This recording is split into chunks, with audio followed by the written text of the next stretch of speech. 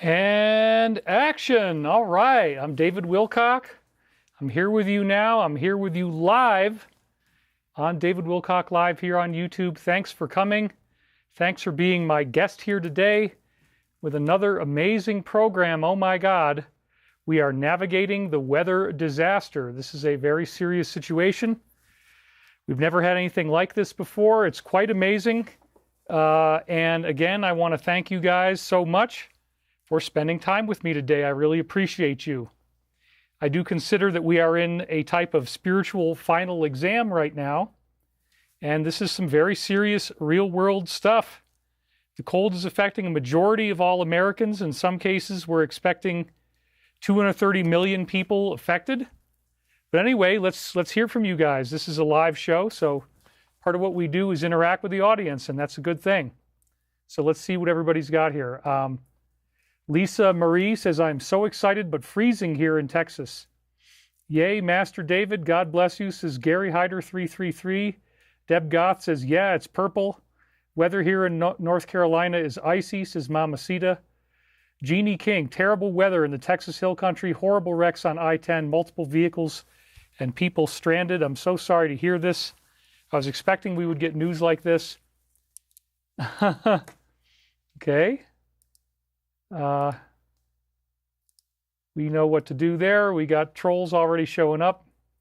That's okay. Sunny skies, you got it too? Good enough. Okay, so let's just focus on the content. We're driving here in Dallas. It's not too bad, but not the best either. Thanks for being here, David. 17 degrees is 17 degrees is Mario Tronto. About a foot. The sleet just started here in New Jersey. How are you holding up out there? New York is terrible, but I'm in sunny Florida, so I'm good. This is Serena Bella. I'm right there with you, north central MA. I guess that's Massachusetts.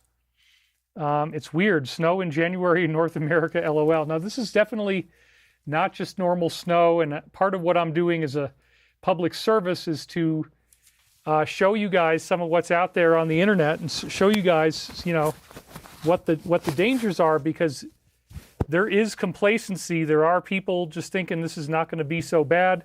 They don't have to worry about it. Oh, this isn't going to happen to me. I'm not creating this problem. No, this problem has been and is created by something. The weather is doing some pretty crazy stuff. Whoa! North Minnesota, I was down to near 60 below zero Fahrenheit. Lady FFL, or LFLL, sorry.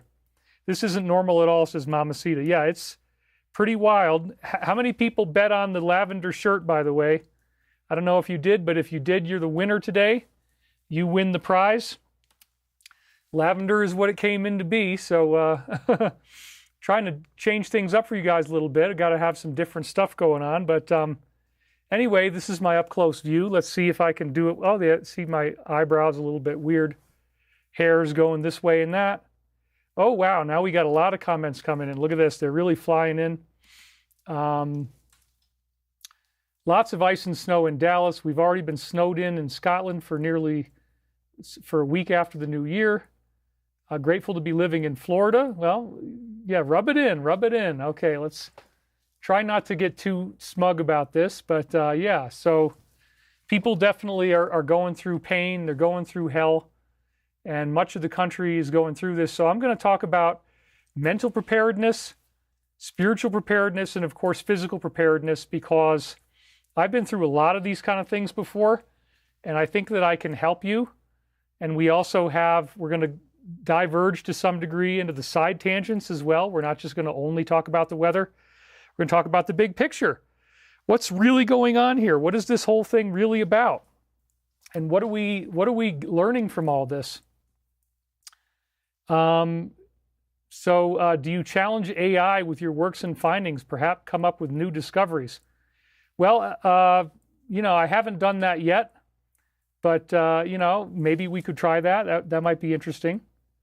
Thank you, Gene Novacek. Thank you for the moderation. I suspect that this could be something strange and not what we are seeing on the surface. What are your thoughts? There's a lot of people that are speculating about that. I'm not the only one. It is very strange, and we've talked many times in the past about various types of technology. There's Michael Herrera, who's a whistleblower, talking about a major facility in Antarctica that has massive capabilities, apparently, for generating various types of energy. And what can you do with that energy? But again, I don't want to get too... Okay, I just started my backup recording, so we missed the first little bit there, but that's okay. Now it's running and all is well. So anyway, yes, it's a very strange thing. David Jones says, Sunday just doesn't seem complete unless I see your show. Love you more than Elvis. Well, I don't know how much you love Elvis, but I'll take that as a compliment. Anyway, I'm just here doing my job. I wanted to, speak to you guys. There we go. I was hoping we were going to get a donation. We did. Little Tiny Joe, 50 pounds. Hi, David. Sending positive energy and prayers to you. Praying you and everyone will be okay in these winter storms. Namaste. Pray for Minneapolis. Yes. It's a very scary situation. I'm not going to lie to you. I mean, everybody is going through hell. Everybody is going through, well, not everybody, but significant part of our audience is going through pain and fear, and we don't really know where this is going. Ooh, look at that. I think I can make that a little bit better. And so, we don't know exactly what's going on. We don't know exactly what's happening, but we have enough insight into this to say, yeah, you know what? There's some weird stuff going on. Oh, that's what I want to do. I wanted to move that guitar into the shot a little bit more. Let's see if I can do that. That would be cool. Hold on a second, you guys. How am I going to do that? Oh, this way. Okay. I wanted to do that last time, and let's see if I can make that happen. Okay. Boom. Yeah, there's a little bit of the guitar in the shot now, just enough to add a little light exchange. So that's cool. And then how it looks good everywhere else too. All right, perfect. David, you still look good. Please keep it kind. We do not advocate violence here. I'm not sure who did that, but yeah, we definitely do not want any violence to anyone. Hope you can fight the bad weather. Yes, so look, it's scary, I get it, but we're going to focus on practical things that you can do today to prepare yourself for this, to be ready for this, to be ready for whatever the heck comes your way, because it is intense. And oh my gosh, Sammy Brown, -7 wind chill, house is 67 thanks to a wood burner in the basement. Heat pump only kicks on from around 3 a.m. until I wake up and tend the fire. Yeah, I mean, it's pretty wild. See what's going on, what's going to happen here. So we're doing well. There's a lot of good things happening in the world, but at the same time, the good comes with the bad. You get both of them sandwiched together a lot of times, and it's really, really frustrating. So I'm just trying to live a nice life and try to be happy and let's have fun together. We can commiserate about this stuff. We can talk about what do we think is going on? What's the big picture? Blizzard is convenient for arrests. That's, I don't know how well that's true because it's not just a blizzard. We got ice conditions in many places. So not entirely sure. That is one of the theories going around, that arrests are going to happen in the middle of all this. And I'm like, well, yeah, maybe. But I mean, with all the ice, you really can't drive. You could use air vehicles. But I mean, check this out. This cold is affecting a majority of all Americans. So this is this is from Washington Post's Ben Knoll. As of January 24th, we have Cat Max just donated. Thank you very much for that, $5. Thank you for giving us many years telling the truth. Would you play an original song, Music Heals the Soul? Well, I don't have the ability to actually play music on this. I'd have to get it all set up properly. But yes, at some point, hopefully I can get music going for you guys. But anyway, check this out, man. This is just so wild. Weather alerts as of 7 a.m. by January 24th, which was a couple days ago. Winter storm warning. I mean, that is just basically like so much of America, the Northeast, the South, much of the South at least, Texas. Winter storm warning, ice storm warning is really pounding Louisiana, Alabama, and Arkansas. I mean, they have the ice and everything there. We have Doug Christie donated $50. Thank you very much. We need those coming in. So Kansas City here, plenty of snow and cold. Thank you, David UV. Somebody says I'm getting a stuttering feed. That's Dr. Phil. Nobody else is saying that. But David, this can't be natural. I mean, it's weird. It's very weird. And so those speculations are out there. The idea that, you know, could there be a way to create something like this? Could there be beams that could be done? I mean, it's, you know, we're not saying anything for sure, and it doesn't really matter at the end of the day. What matters is that we're here now. But I know those speculations are very widespread, and so, you know, there are reasons to think that, hey, you know, the timing is very strange, the timing of what's going on, but we really need to focus on our safety because we're in this thing. And so let's try to be positive, and let's try to co-create a healing space with each other, because that's what we really need to do. We need to be able to focus on the positive as much as possible. And this is what I tell you week after week. So these are not just platitudes. This is not just something where you say, oh yeah, you know, I just want you to feel good. I want you to hum. I know that you can't hum this away, but having been through so many of these things myself, looking at this awesomeness of how many people are being affected by this, and we'll get into those numbers, but this is another map that shows, again, this is the amount of snow, the total amount of snow in inches, and everything that you see there, it's like pink is like 16 inches. The purple is like 12 inches, as you can see, 10 to 12 inches. I mean, this is just frickin' massive. Sherry Kapoor, has this started yet? Yes, it definitely has. It's like there's two big storm centers, or maybe let's do it this way. There's two big storm centers curling together at the same time, creating this massive, massive structure over America.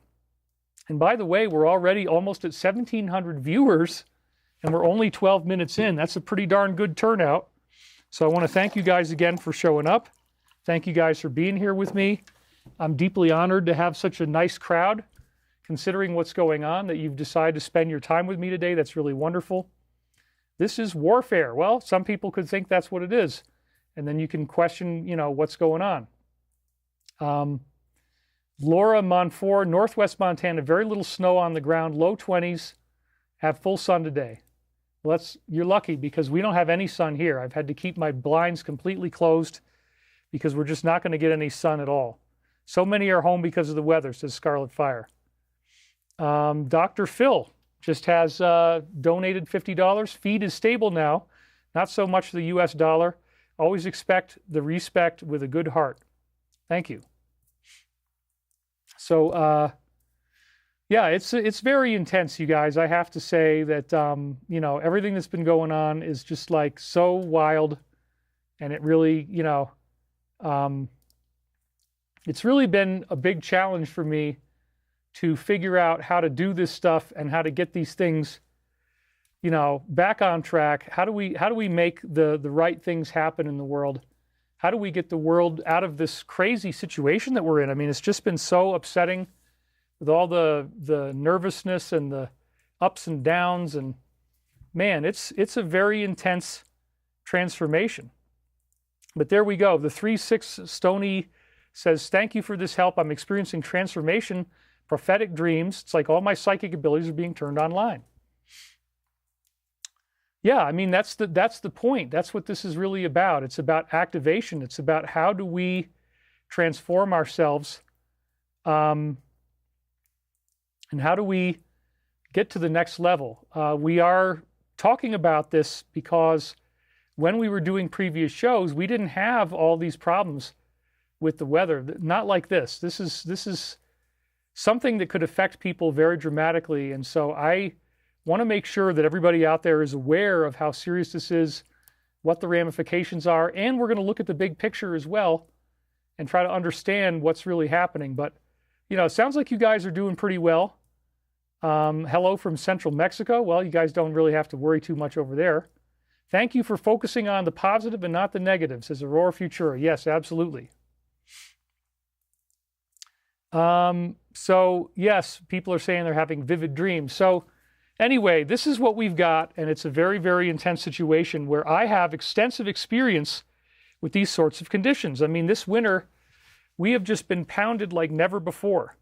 Power outages, days and days of severe wind at a time, fighting the cold, fighting low temperature weather.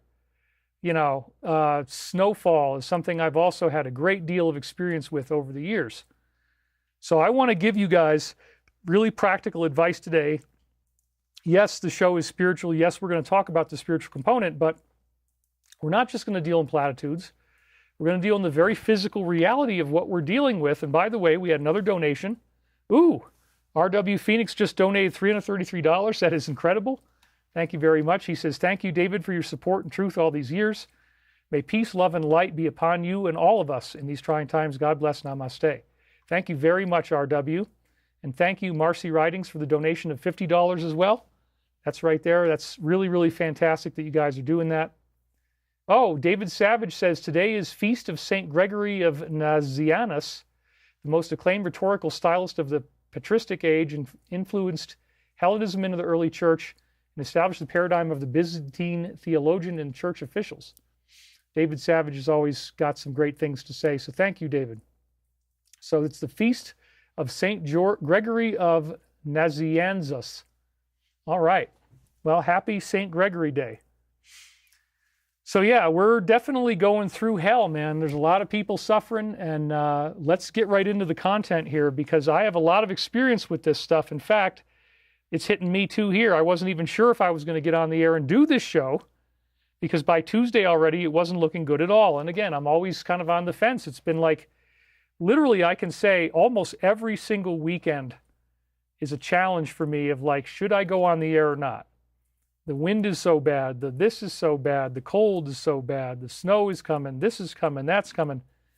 And a lot of this really is mental preparation. We're going to talk extensively about the physical preparation, but I really want you to remember that the mental preparation is very key. The spiritual preparation, how you prepare yourself for what's going on, is so important.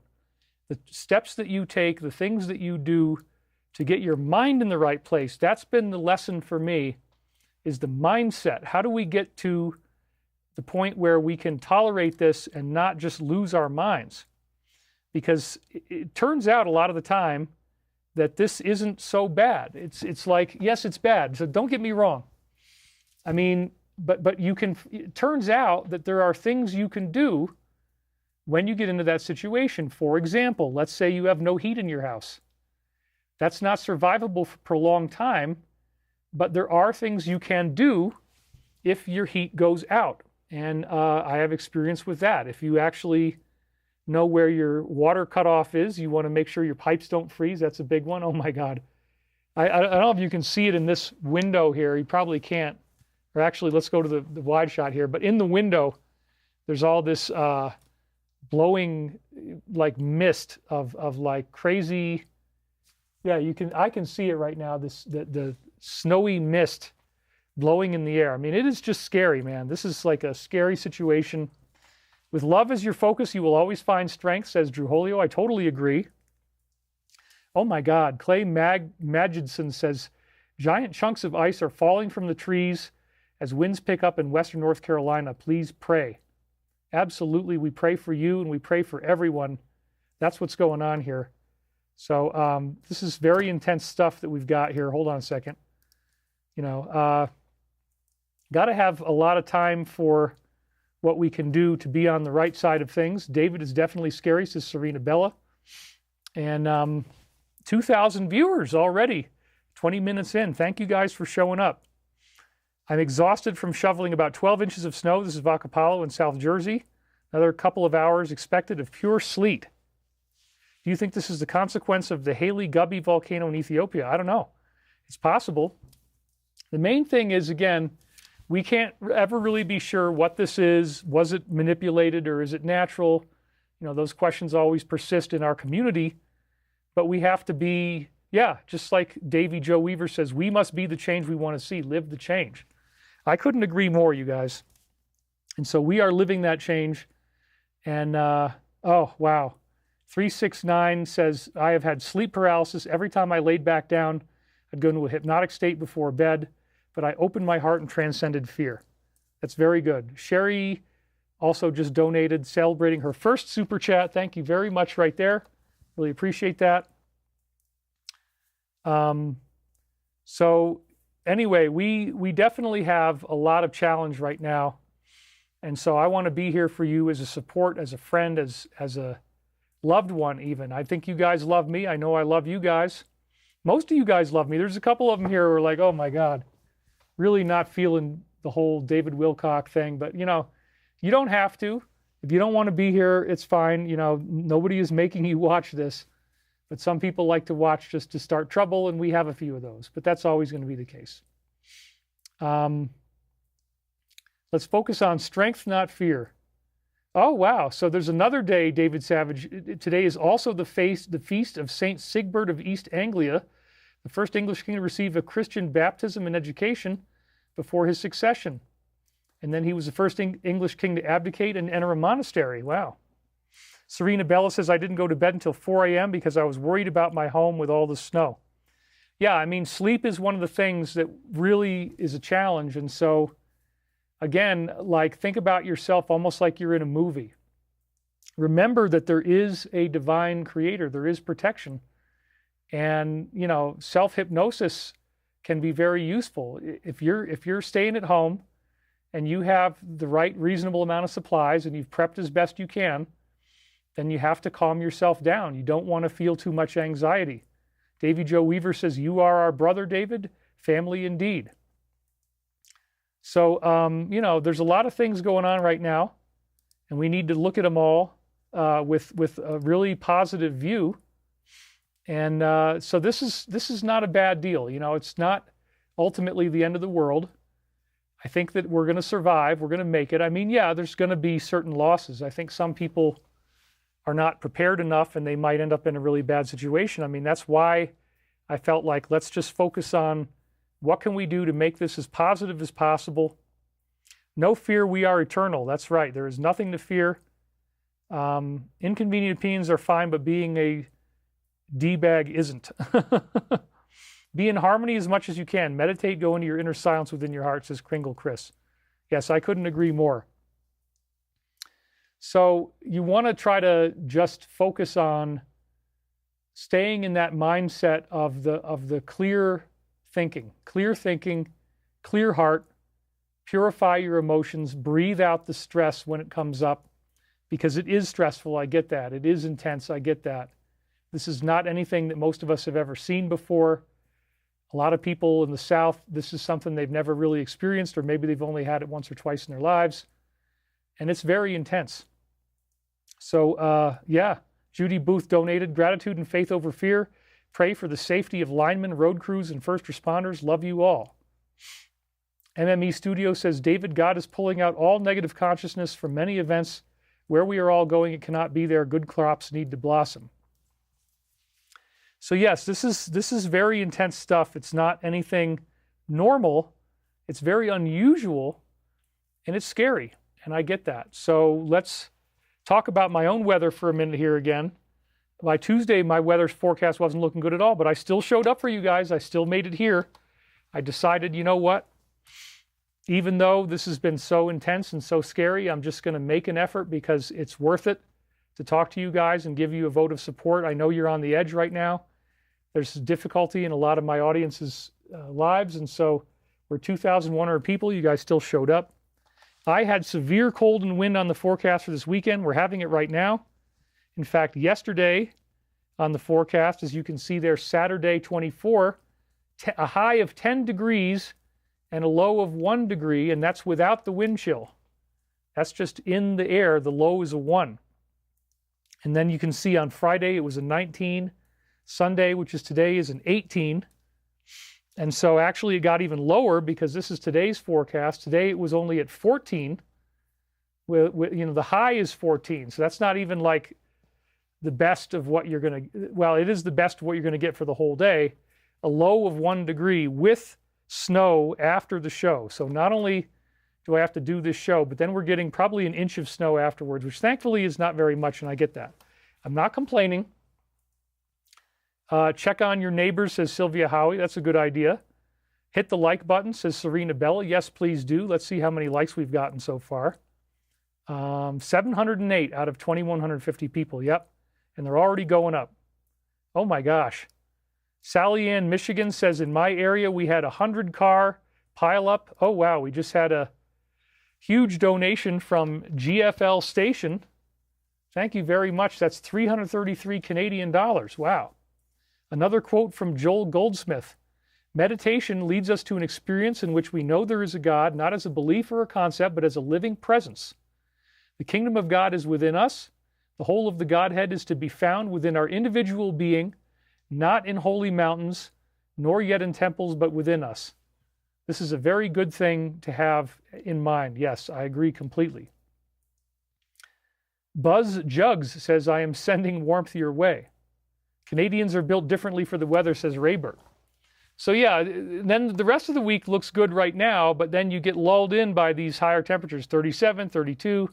Then it turns out, nope, the wind shows up or the cold comes back, or these forecasts don't necessarily look at the big picture.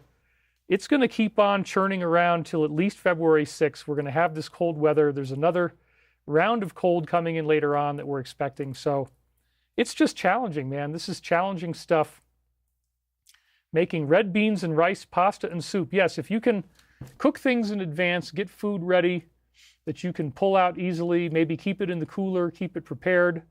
I did that last night. I love making sweet potatoes. I got a whole 2 huge sweet potatoes that I baked up. And, you know, that's almost a meal in and of itself. They're so filling and they have protein and lots of good nutrients. So I love to do the sweet potato trick. The issue is so many people live without the infrastructure to support dangerous weather, says Truth Floats. Ray Bird is right. Yep, that's part of what we're dealing with, but let's just pray for them. And, you know, you might say that's a platitude, but we've seen how the meditation effect really works. We've seen how mass prayer effects really work. And, you know, I'm very blessed in my own sense that I don't have a lot worse here than what many other people are getting. This is actually not as bad, but we've had so many others that were difficult that I feel like, okay, I've definitely paid my dues, and we've had a lot of stuff that's been really intense. And I'm quite prepared. I mean, I got the solar batteries, solar backup, you know, all kinds of stuff that we need to be able to keep it going. Spaghetti squash with spaghetti sauce, all organic is yummy, says Larry Schmidt.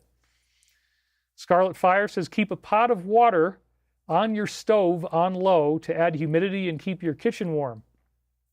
Interesting. You know, if you want to do that, I guess you can, but you'd have to ventilate your, you can't just, you know, unless you have electric only. If you have propane, you're still going to have to run the heater, and that might suck out a lot of the moisture that you would be creating. Vicky Crew Fuller, we are not used to this weather in Atlanta. Yes, my heart goes out to all of you who are in the affected areas, and I get that. And so let's hang out. Let's be together. I got some cool stuff to talk to you guys about. Sherry Gapur, $50 donation. Thank you very much. It warmed up to 16 degrees in Oklahoma. That's, you know, I'm glad for that at least. Get over it and stay inside. Okay. So anyway, I was aware as all this was going on that this was a nationwide phenomenon. Thankfully, my house has been holding up really well. You know, I've had cold weather before, but I wasn't really sure how the house was going to do, how much radiant heat would we store, how would we be able to keep up with these temperatures, but we're doing well. We're actually doing pretty well, and I'm pretty excited about it. So things are good, and yes, lots of good things are going on. I am here now. That's right. You want to be in the now. God bless our president, says Jason Gates. 41020. You can buy survival items and food, lady LFLL. You got a good house, you'll be super. Yeah. So there are definitely advantages to having the logs here. The logs do seem to hold a lot of radiant heat. It takes a while for the house to cool off. I think that's a time-honored tradition and something that's been going on for many, many centuries, log homes, you know, but it has a lot of downsides too, man. The vermin can get in and cracks that the wind can blow in through, but as long as the wind isn't blowing too bad, it's pretty good, and it holds radiant heat pretty well. But, you know, we've got a lot of things happening that are cool, and a new Kraken theory from more Pars. Giant squid are living down in the twilight zone of the ocean. The Kraken might actually refer to blue whales staying ready as they wait in line for a female audience. Okay, Interesting. MME Studio says this is the kneading of the cosmic dough. Consciousness is the dough transforming the consciousness of the planet. So anyway, we got a lot of interesting things going on here, and I'm happy about all that stuff. So thank you guys for being here today. Thank you for keeping the light and keeping it fresh. And we got 2,257 viewers. So even with all these crazy situations and conditions, we're still doing well. Now, my stream just got a little bit broken up here, but it looks fine. You guys, okay, you're all good. I am back. How much did I miss? Well, we're still getting started, but I'm talking to you guys about my own experiences. It's a nationwide phenomenon. As if things weren't already intense enough, man. This just seemed to come out of nowhere. So again, I want to remind you that this is a mass initiation. It is a test of strength, especially if you are in one of the affected areas. This is your time. It's like all the preparation that we've been talking about on this show, all the things that you've been doing to get ready for something like this. It's all coming to a head now. And it's turning into something that we don't know exactly where this is going, but we got to stay positive. We got to focus on the positive as much as we can. Try to be as positive as possible because it really does matter. Positivity changes the outcome. So this is a mass initiation. It is a test of strength. How are you guys doing on the picture quality, by the way? Let me just look and see what you guys are thinking. Because my picture is now kind of very pixelized and not high resolution. So I want to hear if you guys are having the same thing. It's probably just me. The picture is fine. Okay, Astorama says, okay, all good.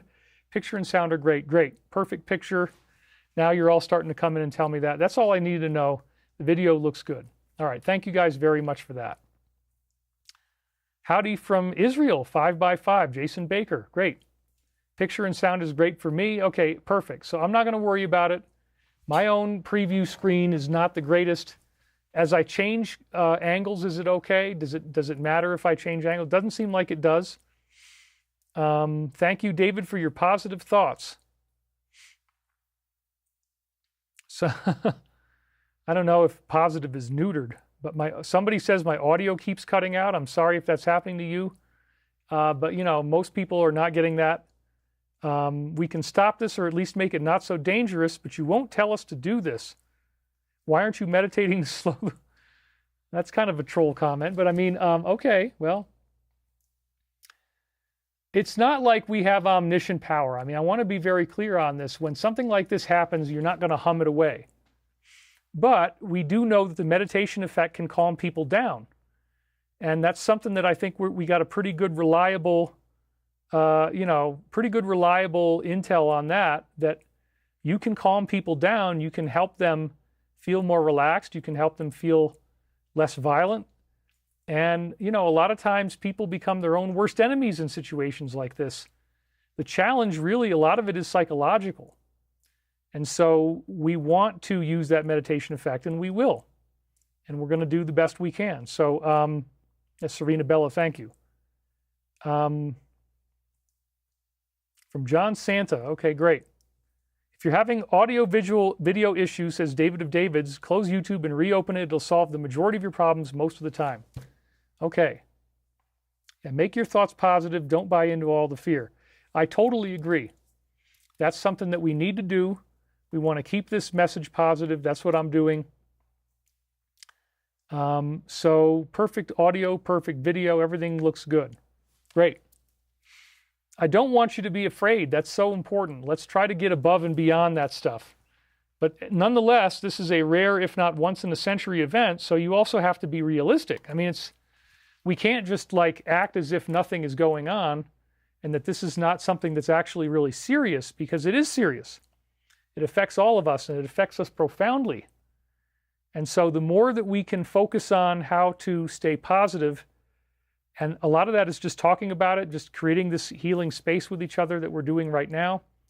Focusing on that positive is good. At the same time, you definitely do not want to ignore this one. But since you guys, so that means, you know, just focus on what you can do to be ready and focus on, and I'm going to give you lots of great pointers here. I got a whole list of things that we're going to go through that you might not have thought of all these, but there's a lot of good stuff on that list. Now, so again, do not ignore this. Do not act like nothing is going to happen. And, you know, I'm praying a lot. Vicky Crew Fuller says, your voice is very calming. Thank you very much. Is the storm some kind of an attack on us? Well, nature, however it's happening, it is a funny thing. Oh, the cue. That's right. These lights are not on. Thank you. We just, oops, let me cut over to this camera. You're absolutely right. Forgot about that. So there's always something that goes missing, but now we've got it. Okay, perfect. Thank you. I've forgotten about that. So, yeah, my preview window just looks terrible. And you guys figured out about the light. But anyway, so I'm not going to worry about my preview. You guys say you're getting a great picture quality. I think I get last on the list of picture quality. Let me just make sure that everything I've got is closed. Yeah, let me close my Firefox browser. That might help a lot. Okay, and anything else that's on there.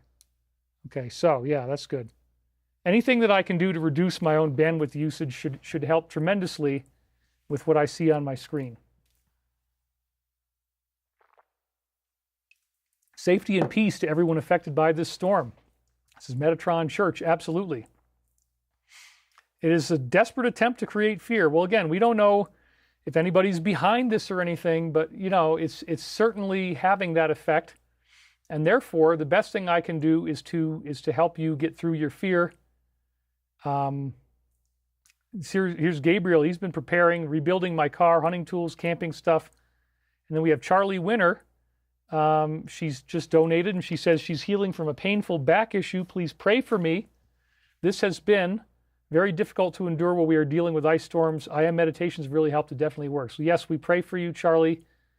Please, Father, Mother God, pray for Charlie Winter's back, that she can heal and have a fun, successful, happy life. Thank you for sending her that healing energy. Amen. So we're going to do one of those. There's some good things happening, and Leanne Boudreau says that she blesses me and hopes everyone is staying warm and cozy, and that would be the $7 donation. All right, so be aware that this is a challenge that we all are facing together, and you are being brought to your own inner resolve. This is getting you back to your center, getting you back to your center of strength. How can you be able to resolve that strength into something positive and stay above the negativity? This is so important. So tremendous increases in the awareness of what's going on or what we think is going on. So you definitely don't want to ignore this. I imagine you've already prepared. I think a lot of you guys are telling me that. But there's a variety of things that you may not have already thought of, which we're going to be talking about. So we all need to work together to be strong for something like this. And we will be discussing the best prepper strategies. So again, I believe, apart from all that stuff, that the big picture is that we are going through a mass initiation event. Now, what is initiation all about? Initiation is when the universe has prepared you through your spiritual journey, that you've been going through your learning process, your learning curve, you've got your understandings around you, you've been building wisdom, building your, your understandings. That's when everything starts to become very intense. And then the initiation kicks in. That's when your hero's journey starts up. And now you're on a course where you're going to have more and more challenges, more and more difficulties, more and more stress and strain and pain. And you just have to face it. You have to move through it. You have to work on it. And you have to do it with love and grace. And now we're all in initiation. Many of us are in a very intense initiation right now. So everything in your life builds up to the initiation. Then when you get to that point, you are in a big challenge. And it's very powerful stuff. And, this is not for the weak. And then the question is, why is it happening now? What is the situation that's causing this to happen now? We'll talk about that in a minute. But I also want you to remember that the world is governed by divine forces. So when you're going through initiation, this is a spiritual test. Oh, did you believe that God abandoned you? Did you believe that you're alone in the universe? Do you now think that there's no protection? Well, again, you got to be very careful. You got to stay safe. You got to take action however possible to keep yourself safe. But remembering that you are a divine being, remembering that you are protected, remembering that you are being guided, I mean, these things can really help because your thought manifests reality. And so that's one of the biggest messages I had today, even if I didn't have any slides. I put these slides together pretty much at the last minute. But the idea was, let's try to create a healing space together and remind each other that, yes, we are governed by divine forces. There is a spiritual reality. We've been talking about this, the scientific proof of this, how amazing the information we've been going through on the photonic universe. And the idea that photons actually might carry visual information. They might carry pictures similar to like a television screen. They carry genetic information. We were talking about that. They can heal you. They might be able to provide dreams. We talked about Dr. Montague Ullman and his research on dream sharing. And I suggested the possibility that photonic energy itself could actually share dreams. And there may be photons coming in from stars, galaxies, higher intelligence that you can receive in your mind and you can transform into useful information. So I do want you to remember that the world is governed by these divine forces. I don't want you to forget that because it is so essential. Jesus told us to pray the Lord's Prayer. You certainly can do that if you want to. All is well, says Astarama. Wow, look at that. I mean, the wind, the mist of snow that's blowing around in there is scary. It's definitely scary. So I know who I am. I am a child of God. Always remember who you are. This is multidimensional Mara. Absolutely correct. So this is not any normal situation, man. We're in a very intense initiation. The universe designs these, I believe. Our lives are not random. That's another thing that I wanted to talk to you about. We are governed by divine forces, and a lot of that has to do with karma. Karma is not a joke, man. If there's one thing that is like the most stubborn thing that we all need to learn about that people don't seem to learn is that karma is real and you can't ignore it. Savage Beauty says, I'm not scared of anything. It's all good. And, okay, let's see what we got here.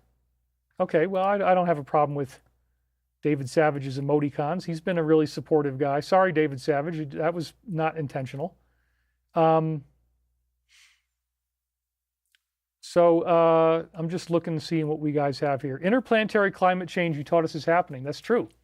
We are going through an intensification of climate change throughout the whole solar system, and that's a big, big deal, man. So the sun is getting brighter and hotter. The planets are getting brighter, hotter, and more magnetic. The conductivity of interplanetary space is increasing. We're seeing aurora borealis on planets in places it never would happen before. There is so much stuff going on that amps up the energy. And so, yes, severe weather, snowstorms, this is part of the Earth change scenario. This is part of the interplanetary climate change. And so whatever is happening caused this, however it's coming about, man, we got to deal with it. We're in this thing now.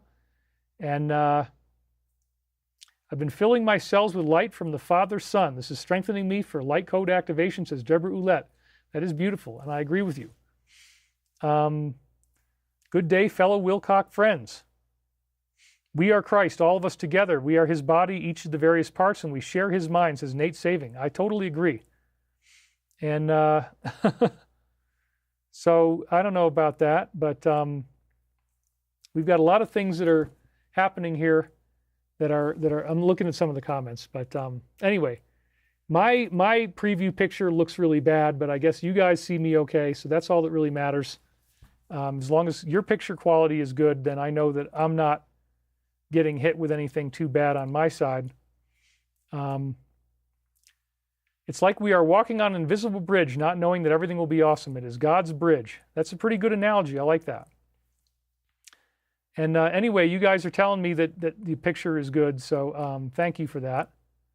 AI says there will be no Christmas by 2026. Yeah, I mean, that's just really silly. We see that you are looking great. Where is the light? The light is here. We brought it back on. That's somebody watching earlier in the show. We turned it on. Everything is good. We love your job. Be real and they will love you. The broadcast is fine. The picture and sound look great. Okay, perfect.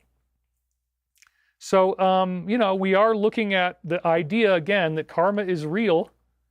And remember that karma isn't just all about bad stuff. Karma also invokes spiritual protection for you, which means that, you can have negative things occur, and then you can have positive things occur too, and it goes both ways. Karma doesn't just work to give you punishment. Karma is also part of the universe's way of protecting you. It invokes protection, it brings that about, and that's a very interesting and important phenomenon that we're dealing with here. Hang on a second, I'm just fixing up my nose a little bit. So yes, karma invokes protection, and if you forget that part, then you're missing a very important aspect of what we're doing here, that you are being protected all the time. The universe has got your back, man. Stephen Brixey just donated and says, "We love you, David. Humanity is well on our way to our highest and most good, and so it is. Thank you for your attention on this matter." That sounds like somebody else we've heard lately. That's funny. Thank you. And that's where it went by right there. All right. So I'm glad that you guys are getting good pictures. Should I be watching this negative news? It's horrible. Well, my idea is I'll take you through the news that I think is significant, but we'll do it with love and without making it so scary. And that's really what I have to give you. It's the best thing that I can do. Relax. God is in charge. Snuggle up with your partner. Create a new life. Celebrate this emerging chaos. Well, we don't want to celebrate chaos necessarily, but we want to celebrate what this is all leading us to, which I think is ultimately going to be very, very positive. So I would encourage you to focus on the positive. This is really one of our main teachings. If you watch my show week after week, focusing on the positive is the most important thing. William Eichhorst says, prepare to be without electricity for a month. I hope to God that's not true. I mean, we don't want to be in fear, but I'm definitely going to go through a lot of the stuff. Oh, I'm sorry. Marcia Woodcock says, I'm in trauma now enduring this disastrous ice storm. Seriously. Yes, the storm is upon us, says Eva Marie Thompson. Yeah, I'm sorry about that, Marcia, and we're here for you. I'm glad that you're here with us and that you're staying warm, you're watching the show, doing the best you can. You can actually get through this with some pretty interesting tips and some interesting things. But again, starting with the spiritual, we'll start with that and end with that. Karma is real. Whoops. Karma is real. And so karma is not just about negativity and punishment. Karma is also about good things, good karma. So this is really a very different perspective on the universe and the one that most people are accustomed to. The idea that the universe is not here as some sort of static system where it's just materialism. There is a ghost in the machine, there is a higher order, there is some consciousness, some divine force that is holding your hand, protecting you, keeping you strong. Sacred science proves that there is a higher power. We have been talking about that science. And again, karma is not just bad stuff. Karma is also angelic intervention. There's good karma as well. And so if you are creating positivity, if you're creating loving thoughts, if you're following the basic Christ principles in thought, deed, and action, then guess what? You're going to have positive things happening in your life. And there is a higher power. The sacred science we've been discussing proves this. So karma is working on your side. Karma is working for you. Karma is for your benefit. Karma keeps you on track. Finally, it's starting to look a little bit cleaner on my feed here. It's starting to clean up the screen a little bit. Yeah, you're right. Tamu Nagina, this is perfect. The Bible does support karma. You reap what you sow. Also, the story of the blind man. Was it something he did to be born that way? That's exactly right. Who hath sinned, this man or his parents, that he was born blind? Well, how did this man sin and then get born? Exactly.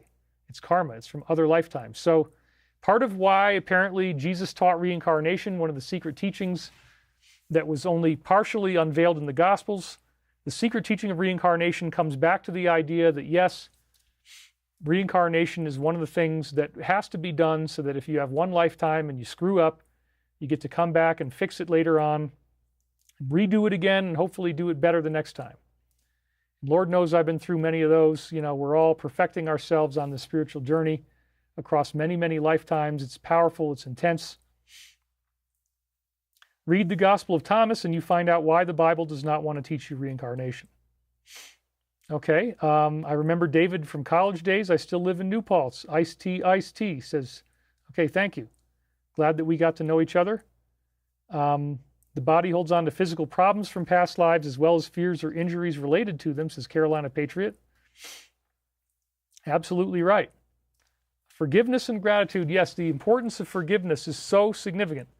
If you want good karma, if you want to have things work out magically for you, if you want to be protected from crap like this, remember, the angels are always out there working. I do believe that, and so you don't want to be stupid. You have to be prepared.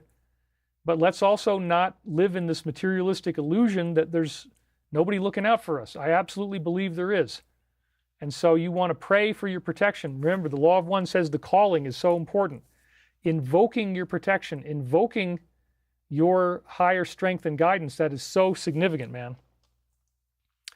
And you don't just get there by being alone. You get there by being with others from the universe. There are beings around you. You're not just alone. There are beings protecting you. There are beings watching over you. There is a higher power. Whoops, let's go. There is a higher power, and you are not alone. So miracles can and do occur constantly. I mean, this is very important.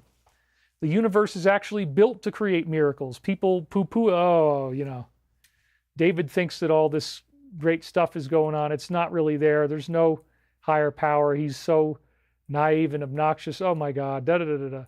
No. The universe has your back, man. Miracles are real. They are happening all the time. And you bring them in by practicing the forever principles of the great master teachers like Jesus, like Buddha, like any of a number of yogis that have been out there. I mean, take your pick. There's things in the Quran that I love, the teachings of Muhammad. There's things in all different spiritual traditions that I believe we can draw upon and use. My personal safety zone is the Christ.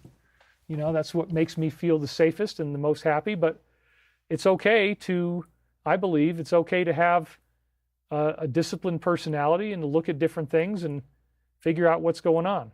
Christian Olive, I've been asking for forgiveness and mercy as I struggle to stay on the right path.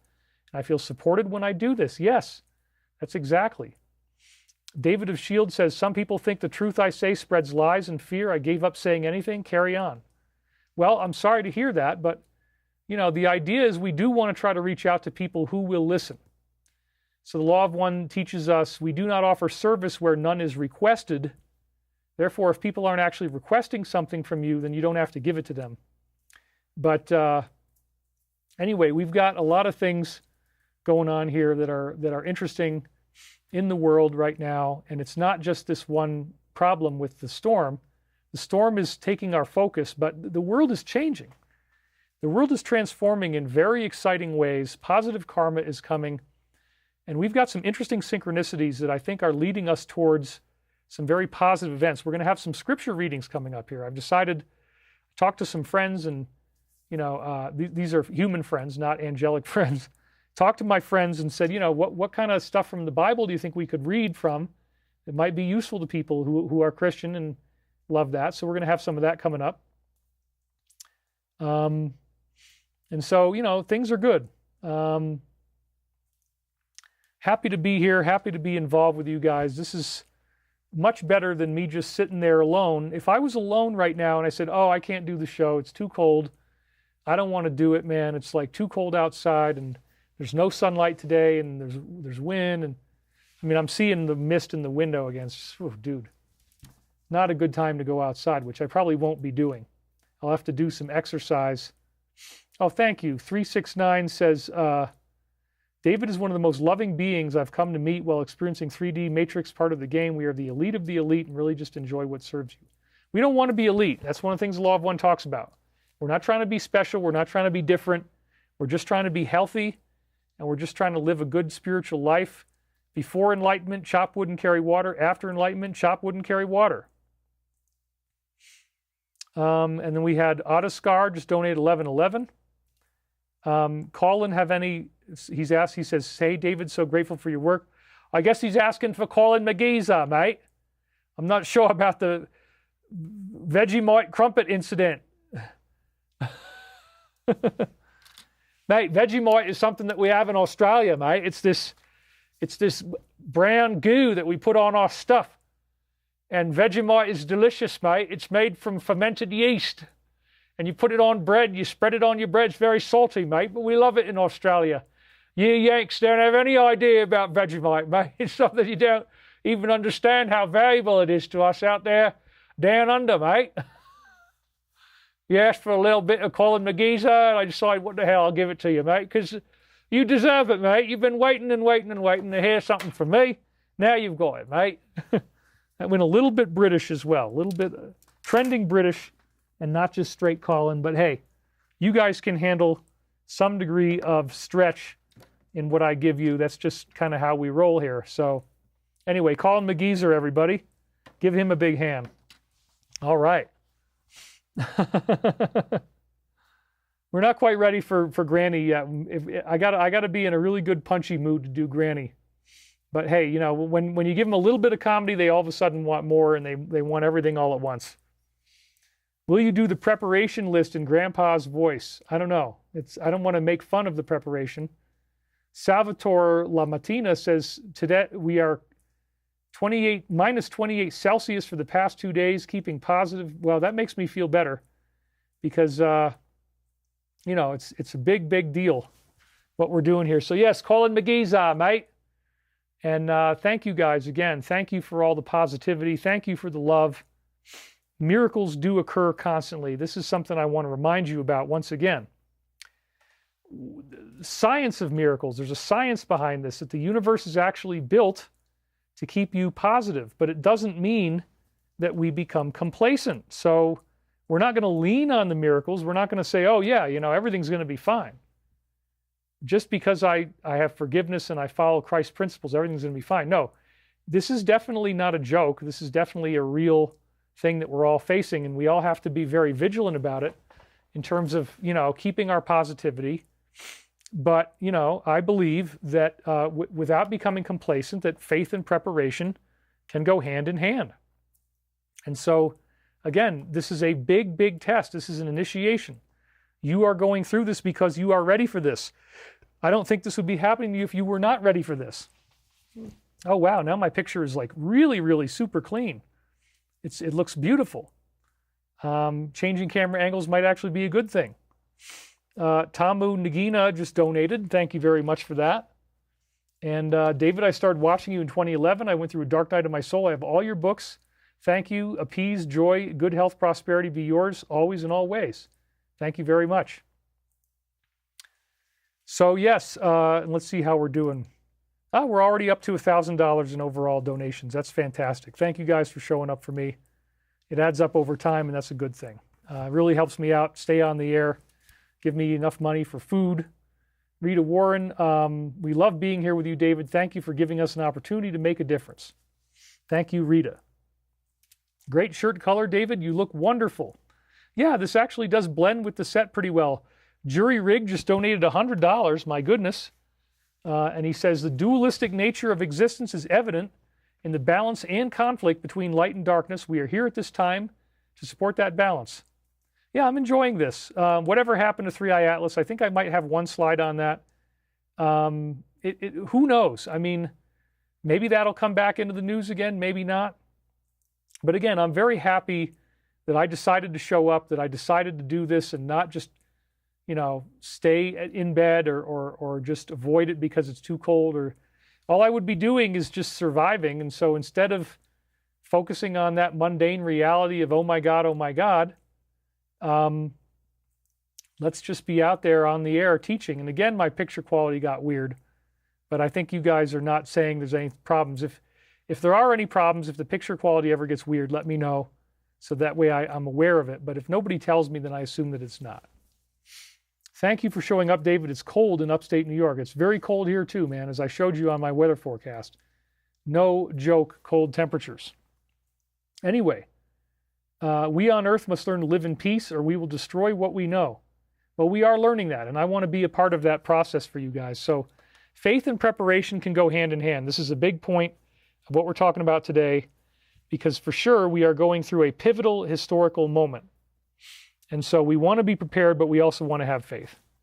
And I also am going to tell you that everyone in America is affected by this in different ways. Even if you don't live in one of the affected zones, you may actually have family and friends who are. And so if it's possible that prayer could affect weather positively, then let's use that to our advantage. And that's part of what we're doing. The whole show is a group meditation. The whole show is us talking about these things without being afraid, because maybe when you're at home, you're not feeling that great. Maybe when you're at home, you're looking at the headlines and you get worried, and that anxiety starts to creep in and starts to take over. That's not going to help you. What we're doing here together, sitting together, hanging out, is how we change things around. It's how we invoke the positive, and maybe, just maybe, we will reduce some of the severity of this. That's certainly something worth investing time in. It's not something I'm going to just disappear and, oh yeah, let's just not do a show because I'm so worried about this. Well, I'm only feeding the problem. So I showed up for you guys, put slides together, did this again, and I'm actually feeling pretty good. It's talking to you like this helps me feel like I'm in my process, helps me feel relaxed, chilled out. That's right, Vega. Yes, this is a pivotal historical moment, says Happy Helena, where not taking a side against what's going wrong speaks volumes about who might have compromised you. Nita Constant says, I miss you so much every week. My whole week isn't the same without this. Well, thank you. I'm glad that you guys are here for me. Let's hope that I stay safe. Let's hope that I can continue to do this. Let's hope everything's good. You never know. There's lots of threats hanging over my head, lots of negativity, and I always have to live my life like, hey, this could be the last show that I do. But I hope that it isn't, and I want you to be there with me if we are still on the air. And so everything hopefully is good. I just got to keep my mind focused as much as possible, and you have to do the same thing. Anything can happen. I mean, that's the shamanic principle of using death as an advisor. What if today was your last day? We're all facing that like never before. Remember the Tibetan saying I like to quote so much that you never get closer to God than when you're on the run from a pack of wild dogs? Well, I mean, it might not be entirely true, but yeah, there is something to that. Your soul reaches out to the universe for that higher connection when you're feeling jeopardy. And everybody in America is feeling this fear, even if it's not hitting you directly. And it comes on the heels of all these other things that we were worried about, these Venezuela and what might happen with Iran and what might happen, with domestic issues like in Minnesota, and what might happen with Greenland, what might happen with NATO. We've been just going through one thing after another. And to me, this is very abnormal. I do not believe that the world is going to keep on cranking like this indefinitely.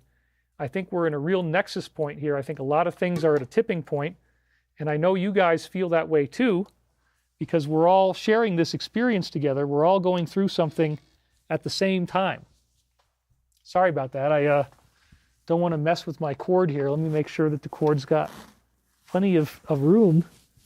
Hold on, you guys. I'm just going to do one thing here. Keep that as safe as possible. Move that off to one side. Okay, sorry. My God, he's dying on stage. He's dying on stage. No, everything is good. I'm just trying to keep you guys, keep it on the air. You are brave, David. Stay safe. There is no atheist in a foxhole, says Scarlet Fire. Weather, run for your life. That's somebody trying to make light of it. But yeah, it's funny. So thank you so much, David, for giving to all of us. I left my fridge open last night to keep my kitchen warm. That's really funny. Aurora Futura donated any specific meditation or exercise techniques for overcoming anxiety. I love and appreciate you, David, even if your mods keep pounding me. I guess some people here were moderating some, if you do a whole bunch of emojis, they might not like that. Hey, I pretty much let them have some free will and do what they like to do. So sorry if you get, if you're getting, a heavy duty amount of moderation, but this can happen. So yes, start with the program, David. It's about you know, Jane Sullivan said that. Well, we're doing it. I mean, this is the program. It's a hangout. So everybody in America is going to be affected by this. Many people are going to suffer property damage. We haven't seen the full scope of what that's going to turn into yet. And there will be, of course, extended blackouts occurring in many areas. One of the things that we're the most worried about is that ice brings down power lines, as I'm sure you probably are all seeing now, once you go above 0.5 inches. So some areas like northern Alabama and Louisiana, they may be getting up to 2 inches of ice on their power lines and so forth, which means this is going to be very sustained, prolonged power outages. So sorry about these two areas, northern Alabama, Louisiana.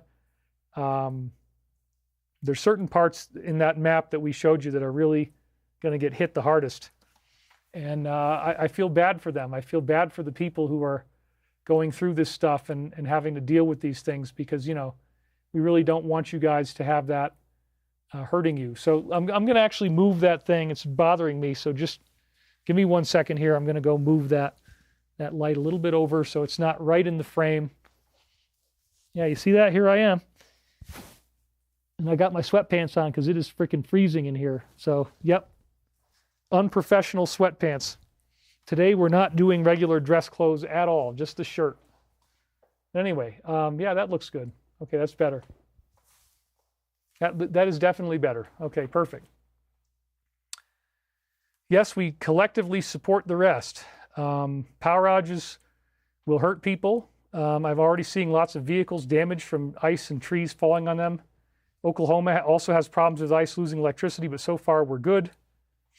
2 inches of ice is like the day after tomorrow. That's true. Ice is the worst. Ice is falling slowly in central New Jersey now. May have to clean my car soon before nightfall. Yeah, remember too, if there is freezing rain, you want to take those windshield wipers. If you have to have your car outside, which I really recommend you bring it inside, take the windshield wipers off of your windshield. Fold them up. And that will stop you from having them freeze onto the glass and then potentially get destroyed. You'll thank me later. People around here, you see them doing that all the time.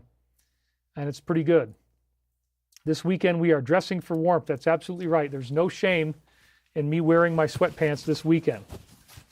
Has anyone heard of exploding trees from the cold? That is absolutely right. That can happen. They just kind of pop open and the bark all comes off at once and they kind of have this flourishing movement that's very sad and scary. It does happen. So again, certain areas are going to get 2 inches of ice. The president has already told us National Guard and other resources are standing by. They're going to do what they can. But again, this is really like a World War II type of event. We're in the foxhole here, and there's no atheists in a foxhole. So we're standing together proudly. We're working together with each other. And again, the traditional South is going to be hit the hardest.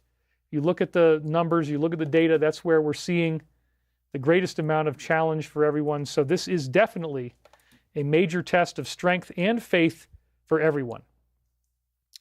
So no doubt that we are going through some pretty crazy stuff here. Lisa Mons just donated $25, says, thank you, David. Thank you, Lisa. We're very happy that you're here.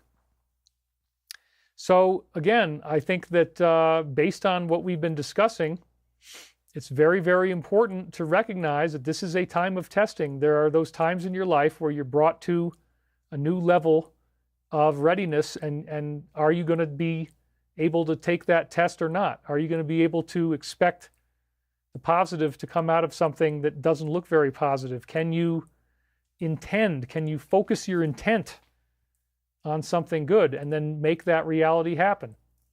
And maybe my words are bringing you comfort. That's one of the things I'm here to do today, is just to comfort you, to calm you down, help you take more of a relaxing view of what's going on, to not be so stressed out.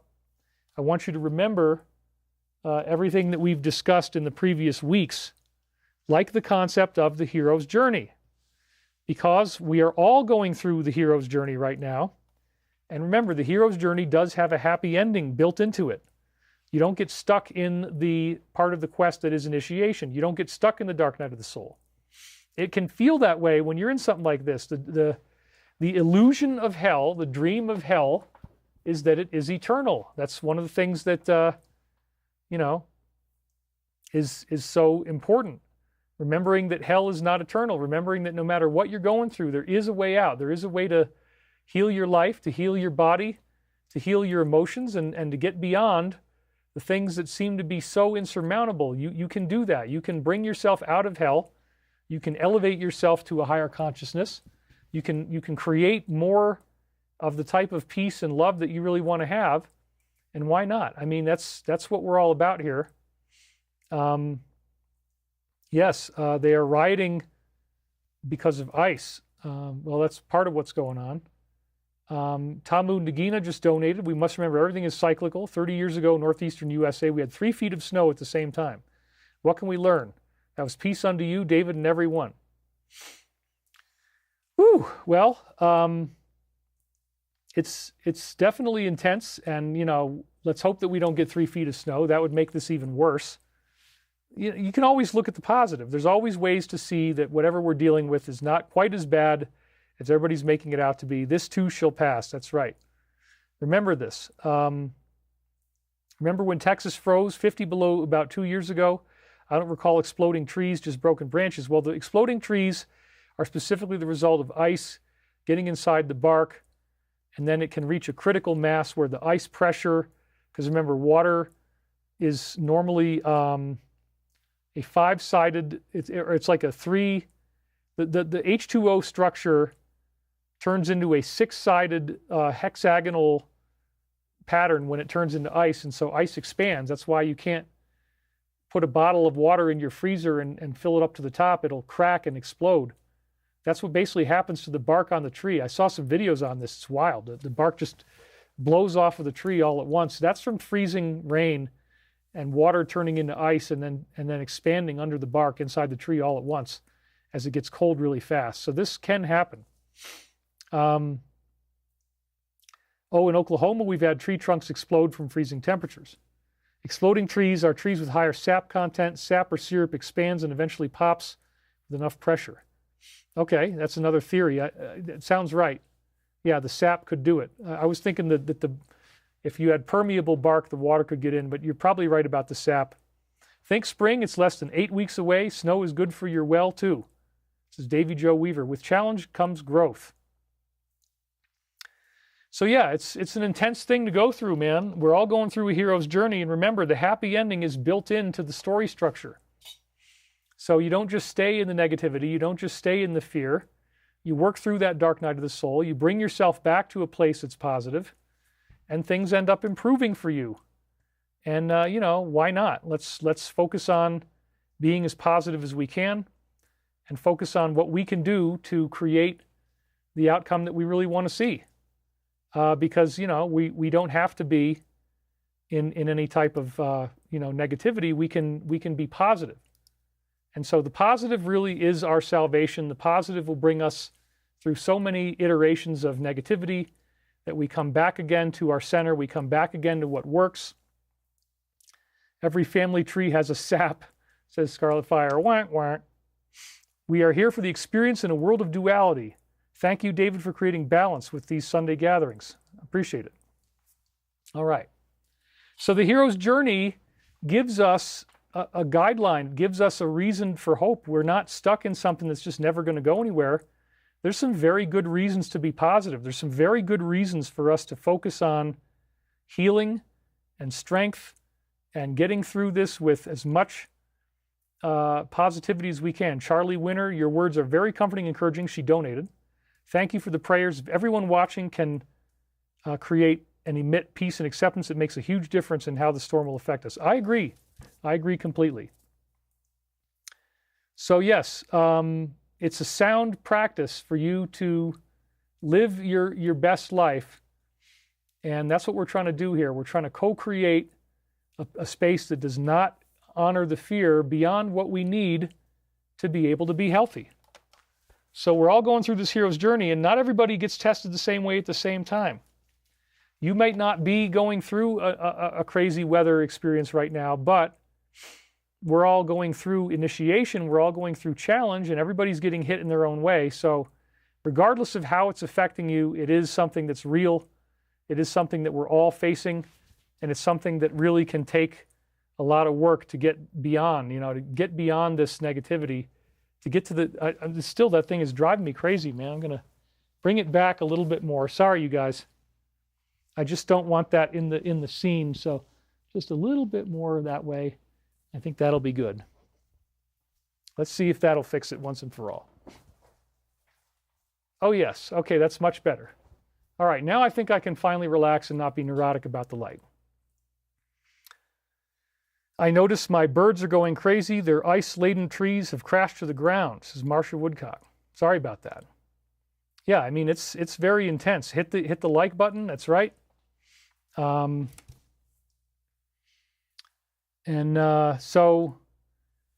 not everybody's getting tested the same way at the same time. This is a very important thing. We're all getting different challenges. We're all getting different experiences that are coalescing into this shared reality that we have, that we're all experiencing as a whole. And so without being too blunt, I will just say you are getting your ass kicked. Whether you're in this winter or not, we're all getting our butts kicked right now. We're all going through very intense challenges that are extremely strenuous and difficult and not for the weak of heart and weak of mind. I know I've got some stuff going on that is just incredible, and it keeps on coming. It's wild stuff, and it can be very intense and very frightening and very scary. If God gives you ice, make a sculpture, says Rio Dragon. That's nice. So anyway, yeah, there's a lot to be grateful for. You don't want to lose track of the gratitude. You don't want to lose track of what really matters the most in life, and that is your safety, your health, your family, and your self-acceptance, your peace. Protect your peace, protect your positive attitude, even if it looks like you're in real trouble. I mean, do what you can to get out of trouble, of course, but try to do it as peacefully as possible. Remember this when you're lying in bed tonight. Remember this if you're worried. Remember this if you're having difficulties and traumas and troubles. You are the author of your existence.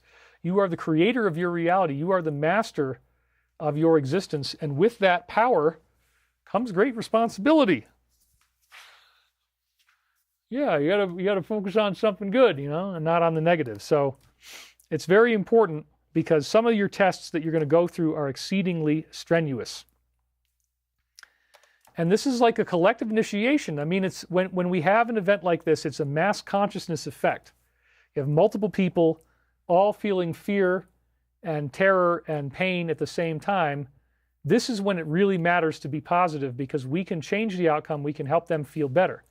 Valerie Negrito said, have you talked about, I just hopped on, have you talked about what might be causing this storm? It's interesting and surreal. I got to be careful how I read this. Keep fighting. Yes, we're not really sure. And again, there's no point in speculating about it too much because skeptics are just going to say, oh, he's full of it. But yes, there's definitely reason to think that it could be something that was tweaked. There could be possible, reasons for why this is happening now that were directed. And, I'm not opposed to that. I just also remember that we're not going to ever get the proof. So just remember that we can't ever say anything is for certain, but it's very strange, if nothing else, the timing of this, the fact that it's hitting the South, and the South politically has always been very right-wing. So you look at those things and you say, this is the area, but it's not even just the South. The North is getting hit too. So that argument doesn't even really hold up. If somebody just hated us, if somebody just hated America and hated the people and wanted to, imagine if there was a God machine, somebody had this incredible power to do something like this, and they just really hate us. Well, there's a lot of people thinking that way, and so, those are some of the conversations that are out there, and we're here to just engage and not have any definitive, I'm not going to say anything definitively, but we look at what's going on, we take it all, and we try to understand what we're seeing. Fear is a liar, says Gary. The snow is coming down heavy in upstate New York. I'm filling up my bathtub just in case. That's a good idea. Are you saying God is punishing the South? No, I'm not saying this is God. But I'm saying that we're going through something that is happening for some, whatever reason it is, or maybe there is no reason, but the point is that it's hitting the South harder, and we're all going through this at the same time. And you can speculate about why it might have hit the South the hardest if you want to. That's up to you. No, I'm not saying left versus right is a real thing. I mean, my family is all on the left, and I get along with them and talk to them. I'm not trying to create division here, but, some do. There are those out there who do. There are those out there who prefer one over the other, and it goes both ways. That's all I'm saying. I hope you're faring well, David. Well, I'm doing fine, and I'm doing my best to try to, feel good about this. But anyway, grab a little bit of water. What could be some of the big picture that we're not looking at? What could be things moving behind the screen that are not just entirely evident and obvious? Well, we're in a pivotal moment right now, and I do want to consider all events as possibly being part of an interconnected whole, because there are many things happening that we are not necessarily seeing. For example, are you aware of what's going on in China right now? And some of you might be. Let's just ask before I get into this. How many of you are aware that there is a very, very intense thing going on right now in China? Let's just see if anybody's got it. I'm sure some of you do. And then this way we can find out, who's actually following the inside news here. Let me see what comes up in the comments. Anyway, Dayer Heaven does not know what I'm talking about.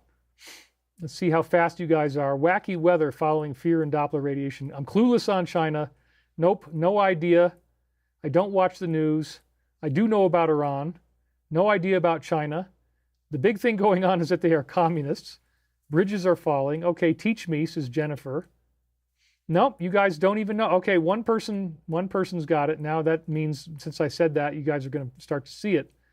You guys don't even, okay, one other person saw it. So very few people are aware. Yeah, this is wild. And I don't think these things are all happening in a vacuum. If nothing else, it's very interesting that we're going through this very intense suffering at the same time. There's such a powerful event going on over there. General Flynn was one of the people who posted about this, one of the only ones, that they actually are having a mass arrest scenario right now. And interestingly enough, including the top guy, it's 18, but minus the top guy, it's 17 senior generals were arrested in one day. So you got your top guy, and he was sort of like the leader of the military, and then exactly 17 other people. You're right, military purge is what's going on. Internet Recordings Official, he got it. So what is happening? There is a military purge going on right now involving that 17 generals plus the top guy have all been fired at the same time. That is not insignificant, and it says many, many more are happening. Yes, it is almost like a coup, and we got to wonder, what is the CCP going to look like? Will there even be a CCP? I mean, there's some people have told me there's like 6 factions in China. The CCP is just one of them. So this is a pretty strange thing, and it's happening at a certain time. That's right. The number of generals is pretty weird. Yeah, please be cautious with the words you use in chat, because if you use the wrong words, then it's going to hurt me. Yeah, we don't want anybody to use certain words, and that would include the E word. Somebody just wrote there. So, no, we don't. In fact, let's just give him... Anyway, you guys know what I'm talking about. You definitely... There's certain things that I just don't want you guys to have to say. I want you to have to put them out there, because that weakens us as a show. But anyway, it's okay. Yep, thank you, Serena Bella. You know what I'm talking about. Yep. And so people are trying to... We don't need to show those. I don't know why some people have to write these things. So some people are definitely like trying to get us in trouble, trying to get us... So, we can find out pretty quickly who the trolls are. Anyway, what is going on here? Well, Xi Jinping is the premier of China, and he is responsible for this, apparently. So this is what it says.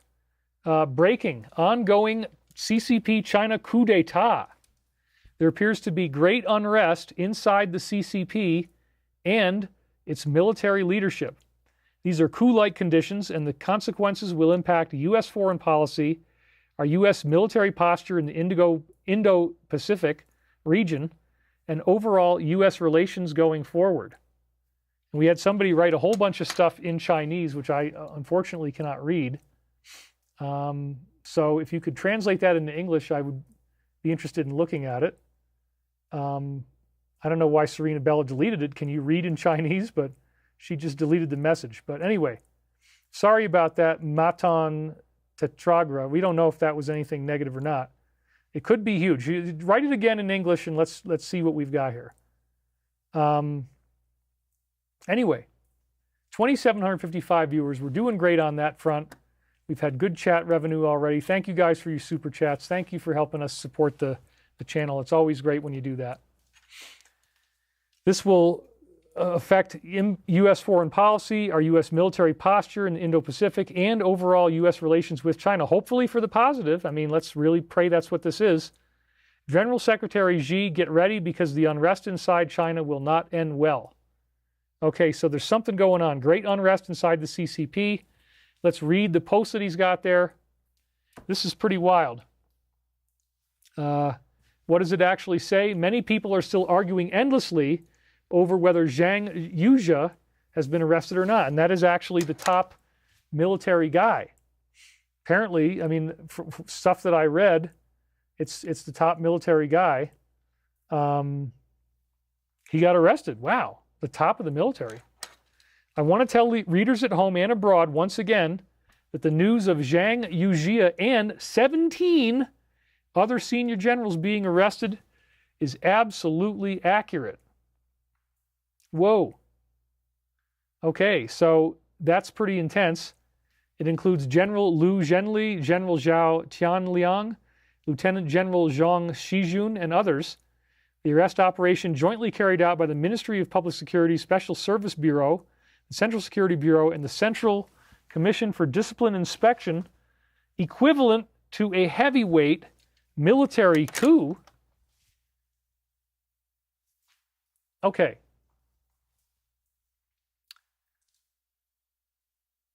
So there's a military coup going on in China, a heavyweight military coup is going on in China right now, and hardly any of you guys even knew about it. And you're a very informed audience. So that's pretty wild that hardly any of you even realized it. Okay, Serena Bella, I wouldn't disagree with you on that. Please don't make insulting comments. But anyway, what are we doing here? Well, this is like amazing that something of this magnitude is happening and we're not hearing about it. We don't hear anything about it at all. It's quiet. It's really weird how quiet it is. And so, there's our heat. The heat just started up. It's noisy as heck. Okay, well that's good. That means that we're doing something right. We have the heat turned on, so I'll just have to deal with the sound, but you guys probably won't even hear anything. So again, in the coming days, there will also be a large number of lieutenant generals, major generals, and even division level, let's go back to that, and even division level officers being arrested. The news of Zhang Yuzhe and others being arrested was reported to provincial and ministerial level officials yesterday afternoon, and it will be conveyed to deputy provincial level officials today. So again, this is the main focus of the whole thing. There will be a large number of other people at lieutenant, major general, and even division level officer levels arrested. That is huge. So this is clearly not just some small thing. We're talking about a very, very massive change. We're talking about some very serious upheaval that is, very intense and not for the weak-minded, not for the weak of heart. I mean, this is, you don't want to be afraid in the middle of all this stuff. You want to try to stay positive and, focus on the good. So Right. And please refrain from spam. Okay. So anyway, speak well, everyone. The Lord feels our words, even if it is written. Please be kind. Thank you very much. Thank you, moderators, for doing what you got to do.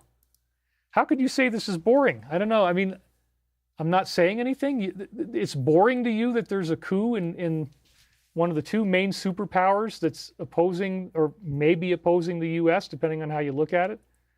That's boring to you? I'm sorry if you feel it's boring, but we're in a very intense period of history, and I'm reporting to you from the front lines on this, man. I'm taking risks with my life to do this, as always, as you know. A large number, you think that's boring, that a large number of generals throughout China are going to be arrested? I don't know. It's up to you. But again, there it is. So very intense stuff. And I guess this is the guy here. This is, what was his name? Zhang Yujia? Yeah, Zhang Yujia, I think, is the guy that you see there on the left. This has had almost no media attention. The first thing that I saw that even talked about it, besides General Flynn, was Disclose. And they had the story here, and it says right there, China's highest-ranked general, Zhang Yujia, has been dismissed and placed under investigation for serious violations of discipline, leaving Xi Jinping in total control of his own military armed forces. Dang. Serious violations of discipline. That does not sound good for him. Giving him total control of the Chinese army. Notice how they get everybody lined up with the same height. Makes it look pretty badass, I got to say. That's a pretty badass lineup they got there. And then on Sunday, Insider Paper leaked even more details. It's the only other time I've seen this. China's senior-most general is accused of leaking information about the country's N program to the U.S. Ooh. Yeah, that'll get you in a lot of trouble. And accepting bribes for official acts, including promoting an officer up to a defense minister, says Wall Street Journal. So yeah, this is stuff that is starting to fill out the diagram a little more, give us a sense of, okay, what is really going on? What's this really about? It's pretty wild stuff. Yeah, thank you very much. Yeah, guys, try to find the silence, and your own discernment will tell you what's true or not. This guy is throwing his heart out there just to help us. David, I'm starting your book. I've had it already. Thank you. According to AI, yes, China is actively arresting and purging high-ranking officials, particularly within the military and defense sectors, as part of a long-standing, intensifying anti-corruption investigation. Yep. So this is definitely a very intriguing thing, because we were tipped off about this from inside sources, as you know. If you've been watching the show for a long time, we have expected some type of positive change in China. So even though apparently this article says, oh yeah, it's military secrets that they're sharing, I think that we're going to find out that there's a lot more to it than just that. That might be one layer of the story, but I think that the whole world is actually moving towards a peaceful thing. We're moving towards something that's going to be a lot better for everybody in the long run, something that's going to be a lot happier for everybody in the long run, something that doesn't involve so much misery, doesn't involve so much suffering, doesn't involve us having to be challenged over and over again, and just the same misery that keeps on seeming to predominate our lives. It's like, man, and these storms too, like, could we please have something change for the positive? So, oh my God, he's going to have total control over the military. Oh my God. Well, maybe let's not just presume that this is bad. Let's try to focus on the idea of maybe this is something good. Maybe this is actually going to be a really great thing for humanity. Maybe we don't need to freak out about this at all. Maybe this is part of a bigger thing that's going on, and it's being maneuvered. I mean, I've been looking for this. We've been expecting something like this to happen in China for a long time. Remember, it happened in Saudi Arabia, and we've had our insiders talk about that. The alliance type of stuff has repeatedly said that what began in Saudi Arabia will continue in other places. And so now we're seeing something potentially very provocative in China. Does Xi Jinping know something that a lot of these other people in the military did not? What was this waiting for the right moment to occur? And is that right moment now upon us? Remember, the insider sources have prognosticated a positive change. Therefore, this could potentially be massive. I am open. I'm very open-minded about the idea that Xi Jinping might actually be trying to create a better and safer world for us. Wouldn't that be great? Wouldn't it be great if this was actually something good?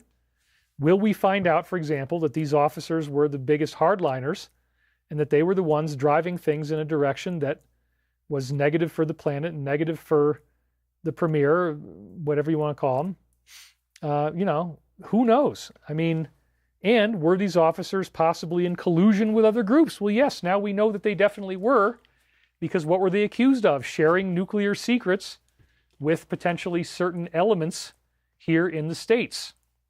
So there was collusion. There was something going on that was a form of collusion. And remember, people in America, you know, there's all these different factions here too. So could it be that there are certain factions that are freaking out right now? Yes, absolutely. Could this coup that's going on actually transform something akin to a stranglehold that was happening over the people? Yes, it very well could. It very well could. And so these people are instigators, not trolls. Find your walk, enjoy your existence, respect all existence. That's right. Our focus has been distracted by things like Davos, Greenland, Minneapolis, and that this is happening at the same time. Nobody's even paying attention to it. Isn't that strange? The fact that this is going on right under our noses. And yeah, I mean, look, I'm not against China. We're trying to find a way to be peaceful. And so if China can turn things around for the positive, that for me is a very, very good thing. You know, we are actually working hard to try to see that that would happen and to try to create peaceful rapprochement between, you like that? It's French. Rapprochement between the different countries. I mean, I don't want to see the world at war at all. And I want to see us be able to get along with each other. So I congratulate Xi Jinping for this. I don't think this is going to turn out badly at all. Why? Because we were front-loaded. We were already told before that this was going to turn into something good. And now it's come our way.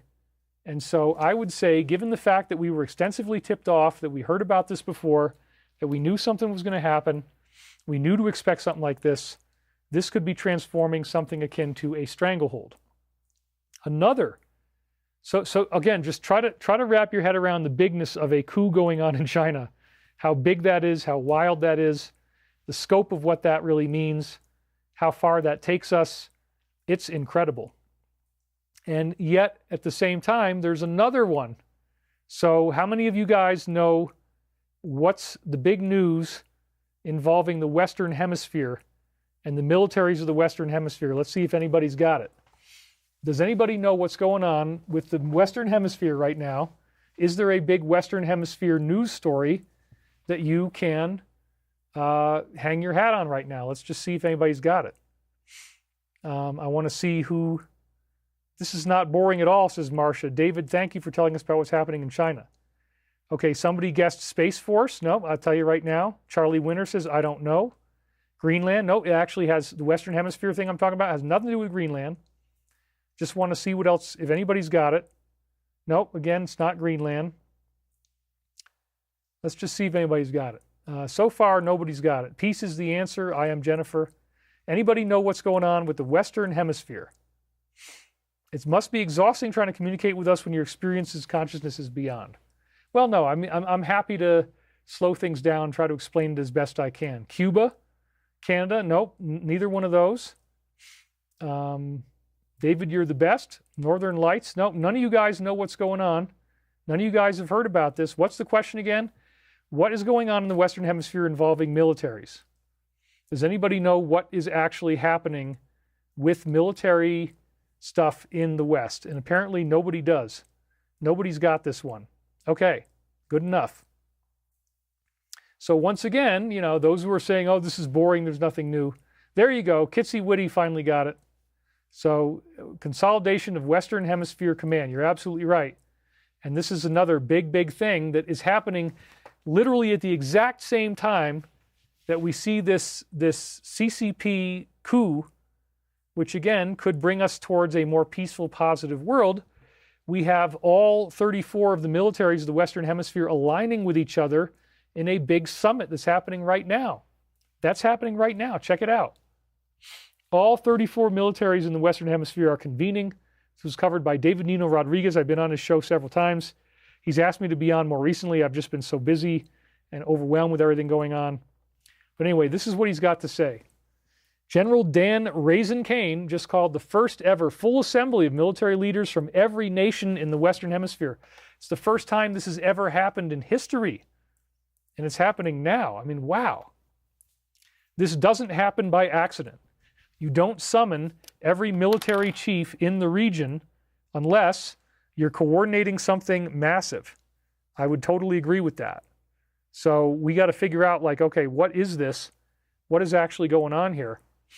And then they say cartels, regional realignment, could be all of it. This is, again, David talking. The message is unmistakable. There is a consolidation of control over the entire hemisphere. No country gets to sit this one out. This is a projection of power at the highest level. Source is ABC. So I went back and found that. And sure enough, there it is. Joint Chiefs Chairman to convene, this is again Dan Raisin Kane, to convene the rare meeting of all Western Hemisphere military leaders. Holy crap. So that's kind of a big deal. So then I went on to a search engine, one of the more private ones, and did the AI search on this, and this is what it said. It will be held on February 11th, 2026 in Washington, D.C. by General Dan Kane, Chairman of the U.S. Joint Chiefs of Staff, the top defense officials from all 34 nations of the Western Hemisphere. Apparently it's all of them. Okay, Cindy donated $50. Thank you very much. We're up to almost 3,000 viewers. That's great. I checked on cousins in Illinois and MO. That's Montana, I guess. They are all okay. 6 to 9 inches of snow, 2 to 4 degree temperatures. I hope the rest of the USA is safe. The China info is very interesting. Yes. What are the odds that at the same time that China is going through this revolutionary change, that we have all of the Western Hemisphere's leaders of militaries coming together at one time, all at the same time? It's pretty freaking phenomenal. Thank you for the donation, by the way. The purpose and agenda of the summit includes strengthening regional cooperation, discussing shared security priorities, and countering trafficking, transnational organizations, and external... countering transnational organizations. Now that you could read into real deeply. What type of organizations exactly, and what type of criminality might be going on there? What is that? And then would they be mad right now, and would they want to hit back? Think about this. Would they be mad about what's going on in China? Is that going to really undermine something as well? Is there some type of hidden thing going on here that we're not seeing? The meeting follows here's another one. And external actors undermining regional stability. Right, external actors. You see what I'm saying? There's all this different stuff, all these different things that are going on that, again, tie in very firmly with stuff that we've been talking about on this show for a long, long time. MME Studio says, David, I'm getting chills of positivity with these events. I know. Now, some people might be really scared by this. Oh my God, they're consolidating control. It's this. If you're going to go negative, I get it. I mean, I understand how somebody could have that happen. I totally do. But I'm going to try to stay positive as much as I can and not dwell on that, and not dwell on, the fear or the negativity. Let's try to be positive, and let's try to look on the bright side and say, maybe this is not anything bad. Maybe this is actually going to create unification. Maybe there's something that we're not seeing here. So the meeting follows recent U.S. military actions in the region, including what happened in Venezuela. And look at this. The international participation extends to European nations who have territorial interests in the region. Denmark, Britain, and France, who've also been invited. And of course, Denmark is related to Greenland. This aligns with the Trump administration's renewed focus on the Western Hemisphere, which reflected in the newly released Defense National Strategy of 2026. It coincides with the activation of a U.S. Army Western Hemisphere Command in December 2025, a new 4-star command based at Fort Bragg aimed at consolidating the authority in North and South America. Now, notice the date up at the top, February 11th. That we were given a 3-month deadline on November 13th, and so literally he said, this was an alliance source that we've talked about many times, he said, the next 3 months will literally define everything, and buckle up. And so February 11th is only 2 days off of the end of that deadline. And Nino, the one who posted about this, suggests that all these other countries are now going to be read into something positive that they didn't know about already. And I would hope that that's what this is going to be. I would hope that, again, if all you can do is see negativity, if all you can do is be worried about something like this, I'm sorry. I choose to look at these things and try to connect dots and say, is there something going on here that could actually be very beneficial? Well, for example, what if this helps to pave the way for disclosure? What if one of the things that ends up happening is that new information is shared with these militaries about what's really going on in the world? Disclosure takes many different forms, including, as they're calling it, the legacy program. There's some hidden group that's hiding advanced UFO technology from us, and that there is a very dark, nefarious, negative side to the phenomenon that we're all having to look at. And that's one of the things that was popping up again in some posts from this week. There are very powerful forces that do not want you to have the truth. You can't handle the truth. So how interesting that right at the same time that there's this coup going on in China that hardly anybody knows about, hardly anybody's talking about it, and it's just kind of something that's out there and it's happening, that at the same time that's going on, that we've got this incredible, huge gathering, unprecedented in history really, of all these militaries getting together, all at the same time. And, what does that really mean? I don't know. You tell me. But this is way bigger than anyone can imagine. We are moving in the right direction, says Intent Recordings. People who doubted this will rue how they doubted and mistreated the messengers. Have faith. Light is returning to the world. Yes, it is going to upset people. Yeah, I mean, it's weird. And again, I'm just, I'm not trying to make any authoritative, definitive statement. I'm just trying to get into a flow here and say, what are we really looking at? And what does this really mean for humanity? And how can we navigate all the challenges that are happening? We are going to, again, talk about preparedness and all that stuff as well. So we also have domestic events in America reaching a boiling point. There was a new shooting, which is going to create a lot more protesting. And then we also had a biting event just occur, a very, very tragic event. Apparently the agent is going to lose his finger. So this whole weather thing that we're going on right now through is coming at a very charged time.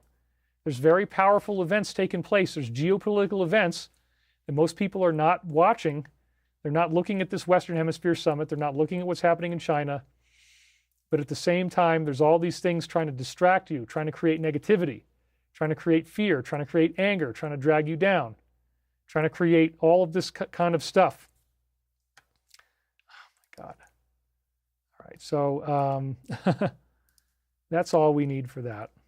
Anyway, thank you very much, but come on, let's be honest here. Are you sure this meeting is for the good, says Charlie Winter. No, I'm not. But let's try to be honest. We are focused on, my company is focused on peaceful technology as much as possible. We want hover cars, we want transformation. If that Western Hemisphere thing is happening, what if disclosure is involved? I just am not going to choose to focus on only the negative. I want to focus on positive things and try to see if there's a way in which maybe the stuff that we're seeing isn't so bad. Because, if I can give you just a thread of hope, something to just help you hang on a little bit and feel like, okay, maybe it isn't all going to hell. Maybe there's some good things happening here. You can take that and you can run with it.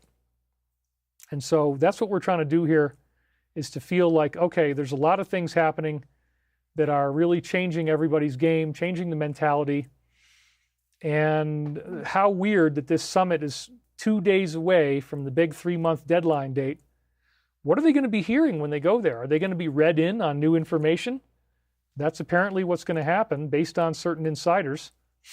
I see this life as a cool movie we all came to watch and experience with love, says Folklore Sightings. Yeah, I agree. And let's hope that it works out for the positive. So no matter what, we're going through an unprecedented challenge. This storm is crazy. We've never quite seen anything like this before. And it's distracting us. It's keeping us away from the positives, keeping us so that we're not focused on things that are good. We're instead, That thing is still bothering me, man. Let me move it again, because it's bothering me so much that I've got that little thing in the frame. So you guys just hang in there, and we will move it just a little bit more, just like that. Get it out of my way. I think that's going to be the right move. Let's see how it looks now. Oh yeah, that's going to be better. Okay, perfect. There we go. Now I finally don't have to think about it.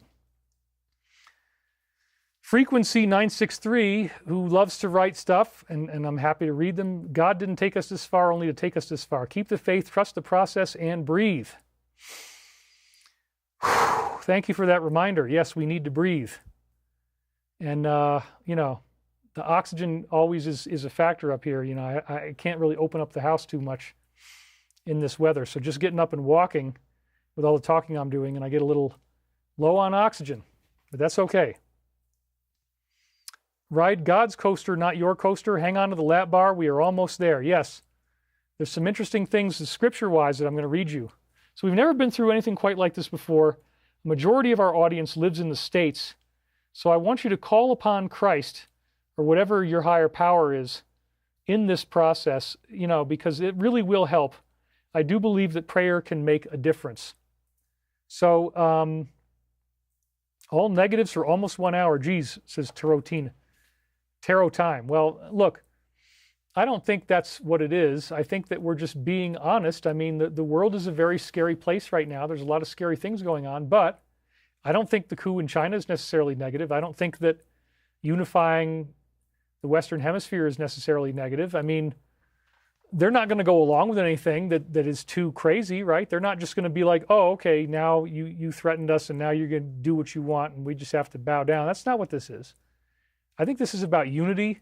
It's about cooperation. Maybe it's about telling them some things that are going to really shock them, giving them an honest disclosure that they didn't have before. Maybe they're going to learn about what's actually happening with the legacy program, with UFO cover-ups. Who knows? Erin Green donated $50. Thank you very much. She says, much love, DW fam from Denali Park, Alaska. Oh my gosh. Thank you for all you do. -8 here today, but that's normal. -30, 40, all of December, one of the coldest on record. Wow. So sorry about that. Do you believe there are Dyson spheres? Yes. So anyway, somebody says this is stupid. No, I don't think it's stupid. I'm giving you the best show that I can. This is what's going on in the world right now. Not once did you say anything negative, says Moon Baby Girl. Thank you very much. Appreciate that. All right. So anyway, we'll give you a little timeout love there. If you want timeout, we'll give you 5 minutes. Oh, somebody already did it. There we go. Bakapala took care of it. Okay. I love having moderators, man. Thank you guys for taking care of this for me. Let's keep it kind. Yes, absolutely. All right. So yes, I did not say anything negative. Thank you. And ignore the haters. You're absolutely right. So I do believe prayer can make a difference for us, you guys. I wouldn't be here if I didn't believe that.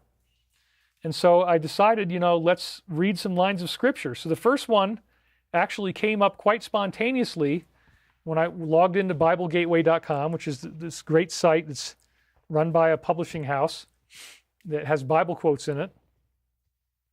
And they had this one up as the quote of the day when I went over there, and it was pretty cool. So this is Galatians 6:1. It says, "Brethren, if a man or woman be overtaken in a fault," which is what we're all going through. Many of us are going through this faulty weather. We're being overtaken by bad weather, right? So I think they chose this on purpose, knowing that we're all going through this hell right now. "If a man or woman be overtaken in a fault, ye which are spiritual," and I would hope that everybody here watching the show is, that you consider yourself to be spiritual and you're trying to do your best. I know I am, and most of us are. I mean, there's a few people here who are really mean, but anyway, "Ye who are spiritual, restore such an one in the spirit of meekness, considering thyself, lest thou also be tempted." So yes, the spirit of meekness. And again, I think that, you know, the concept that the meek shall inherit the earth is where that's being derived from. Restore your faults in the spirit of meekness. And yes, it's very humbling going through these types of negative events. It's very humbling going through these weather challenges This is stupendous. Let's transform our music. And then somebody else said, darling David, Positive Vibe Sundays are very special to us. Blessings to you and your loving work. Thank you very much for that. And so we are the thermostat. Let's hold the frequency. That's right. All right. So if you think about this, again, the spirit of meekness, the meek shall inherit the earth. I admit that I'm not always meek. I admit that I can be very opinionated. I can have a loud mouth. You know, I've made mistakes. I've done things wrong. Self-acceptance is the bullseye. You want to be able to accept yourself. And forgiveness is very important. In forgiveness lies the stopping of the wheel of karma. So no, I'm not perfect. There's many things I wish I could have done differently in my life. And so going back to the spirit of meekness is a very good thing. Considering thyself, lest thou also be tempted. So we're going to be tempted into fear, tempted into negativity. And so I really think this is a great quote. Jason Catt donated $10. Thank you very much, Jason, for that. He says, thank you for all you do to help humanity. And I'm very grateful for you. So thank you for being here. And I don't know what good a 10-second timeout really does, Sunny Skies. It's kind of like, I mean, you can't even write a comment here more than once every 60 seconds. We already did that. So the 10-second timeout is just kind of like a symbolic gesture more than anything. But anyway, it's funny. Thank you. Thank you, moderators, all of you for helping. But also 10 seconds means you can come back and write more in 10 seconds and you're not really in trouble. We have forgiveness. We're being very forgiving. Anyway, so restore such an one in the spirit of meekness, considering thyself, lest thou also be tempted. So yeah, that was a really good one. And then again, I think the idea is to trust in God, trust in yourself, and have that humility, have that humble trust when you are experiencing fear, when you are afraid. So then my friend gave me this one. This is Psalm 56. Be merciful unto me, O God, for man would swallow me up. He fighting daily oppresseth me. I guess that's kind of what's happening in the comments here too, right? Mine enemies would daily swallow me up, for they be many that fight against me, O thou most high.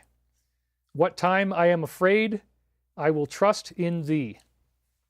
So this is a good solid scriptural basis for, again, trusting in your higher power, trusting, oh yeah, 3,116 watching now. We're breaking above the 3,000 mark. That's great. Have you been following the Boogosphere updates? A little bit, not really.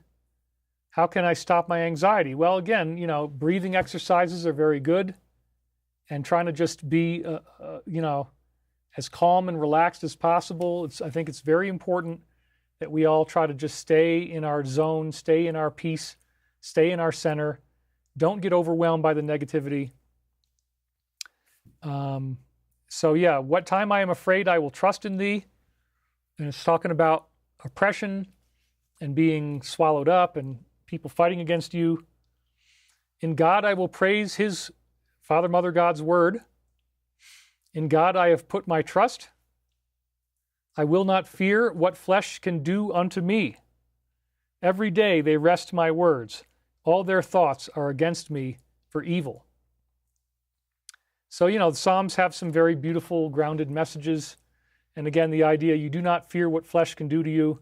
Rise above, no matter how bad it may seem. Just try to get above and beyond all that stuff. The Schumann resonance is rising. Yes, it is. Repent and allow the source to fill you with Holy Spirits as a child of God. I couldn't agree more. Thank you, David. We appreciate this amazing knowledge. All right, so then it goes on. They gather themselves together. They hide themselves. They mark my steps when they wait for my soul. Shall they escape by iniquity?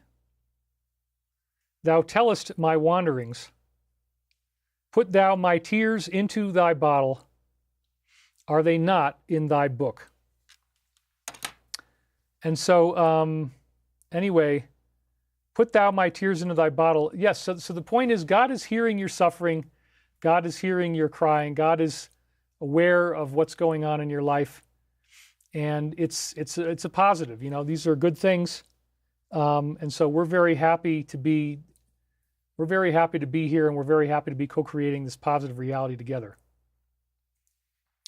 And part of what I'm going to do is share with you these positive tips about how we can move through the negativity and get to something that's better.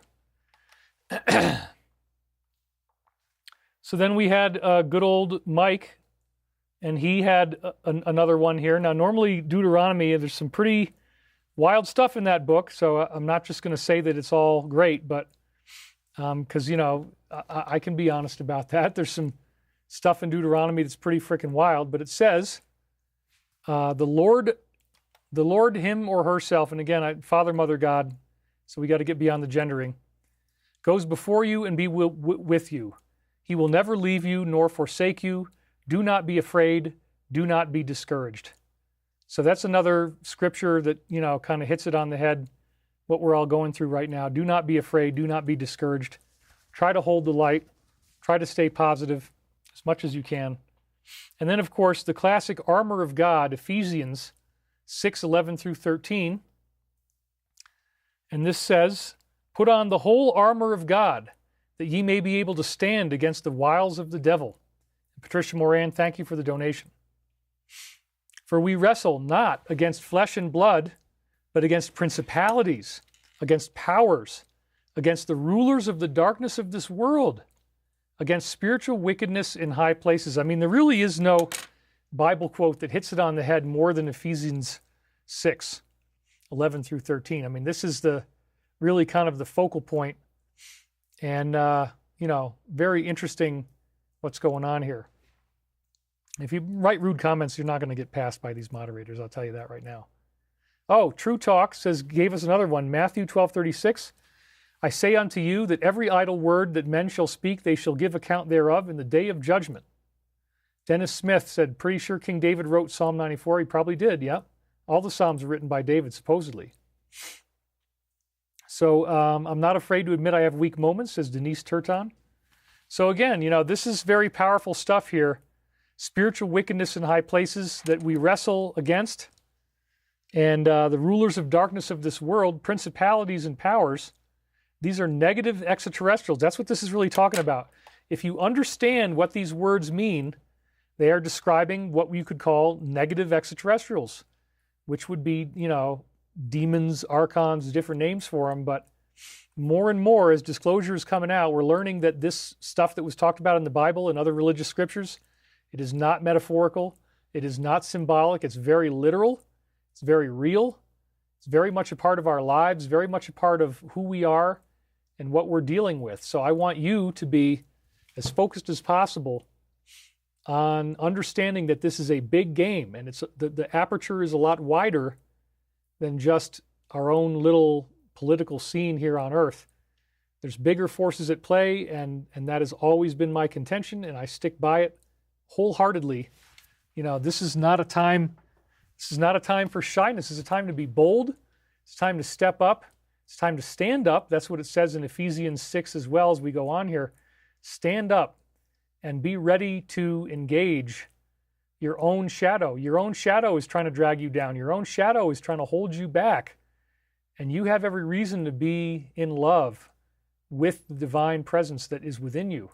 You have every reason to hold that torch and to keep moving forward and to know that this love will protect you, to know that there are forces that can help you, and focus on the positive, practical things you can do to get through this, which we're doing as well. So no problem there. We got that. The powers of darkness in this world.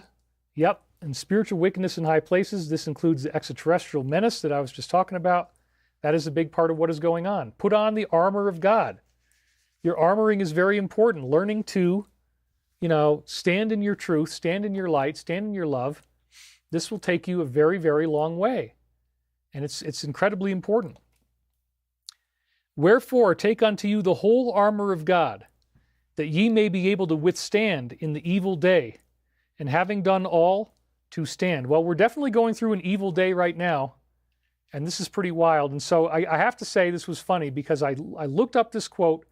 I wanted to pop it in there, and it actually had some editing that took place here. Look at this. This was an overview that I saw. I'm going to be very circumspect. Look at what we see here. And then it says here, 6:11, wait a minute. 6:11 says, put on the full armor of God so you can take your stand against the devil's schemes. And then that's basically the same thing that we see in 6:13. So this is actually inaccurate. In fact, the main thing that was supposed to be seen in 6:11 is not there at all. It's missing. So let's just go back again so I can show you this. Because, again, look at 6:10, put on the full armor of God so you can take stand against the devil's schemes. 6:11, put on the full armor of God. Oh, that's right, because 6:11 actually was this. We wrestle not against flesh and blood, but against principalities, powers, rulers of the darkness of this world, spiritual. Whoa! It actually wasn't there. It actually ended up mysteriously missing.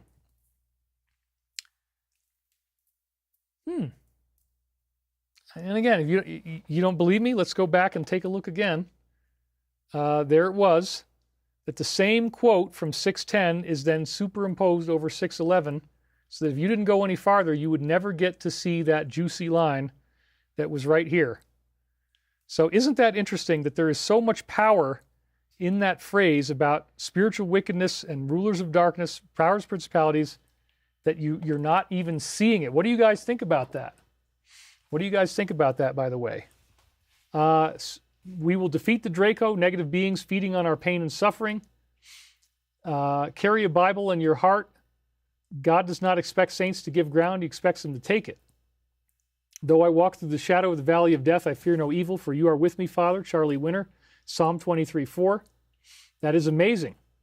Yep. Teach, Brother David, teach. I think it's disgusting, says Marna Eric. It says, put up your psychic shields each day. Shields up, Captain. Truth Float says, I wonder how much editing is being done that we are not even aware of. And I guess we've got slow comments coming in. David with Elvis sideburns, I love it. Well, sorry if you got to make fun of me for that, but that's just what I choose. Anyway, I know you're not. You don't have to moderate them. That's fine. I can handle it. I have a thick skin. Please help Iran with prayers. Yes, there's a lot of negativity going on there now. It's corrupted. That's right. My God, why is this guy? Okay, yep, sunny skies, thank you. This one particular individual just always wants to try to get in offensive comments, and that's his idea of having fun. It was a compliment from the person. Okay, so, again, how weird that was not able to be seen, right? It's just very, very strange. But there you have it. So, wherefore take unto you the whole armor of God, that ye may be able to withstand in the evil day, and having done all, to stand. Absolutely. So, since we do like to have an interfaith show, and since one of my friends is Jewish, I asked him, well, what do you think I should put in for the show for this week? And he says, well, there's something interesting that happens with Hebrew, which is that Jews all read the same passages of the Bible, the Torah, at the same time. They've been doing this for a long time.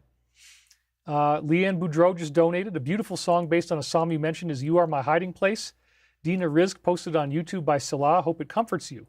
Cool. Thank you, Leanne, and thank you for the donation. Let's see how we're doing.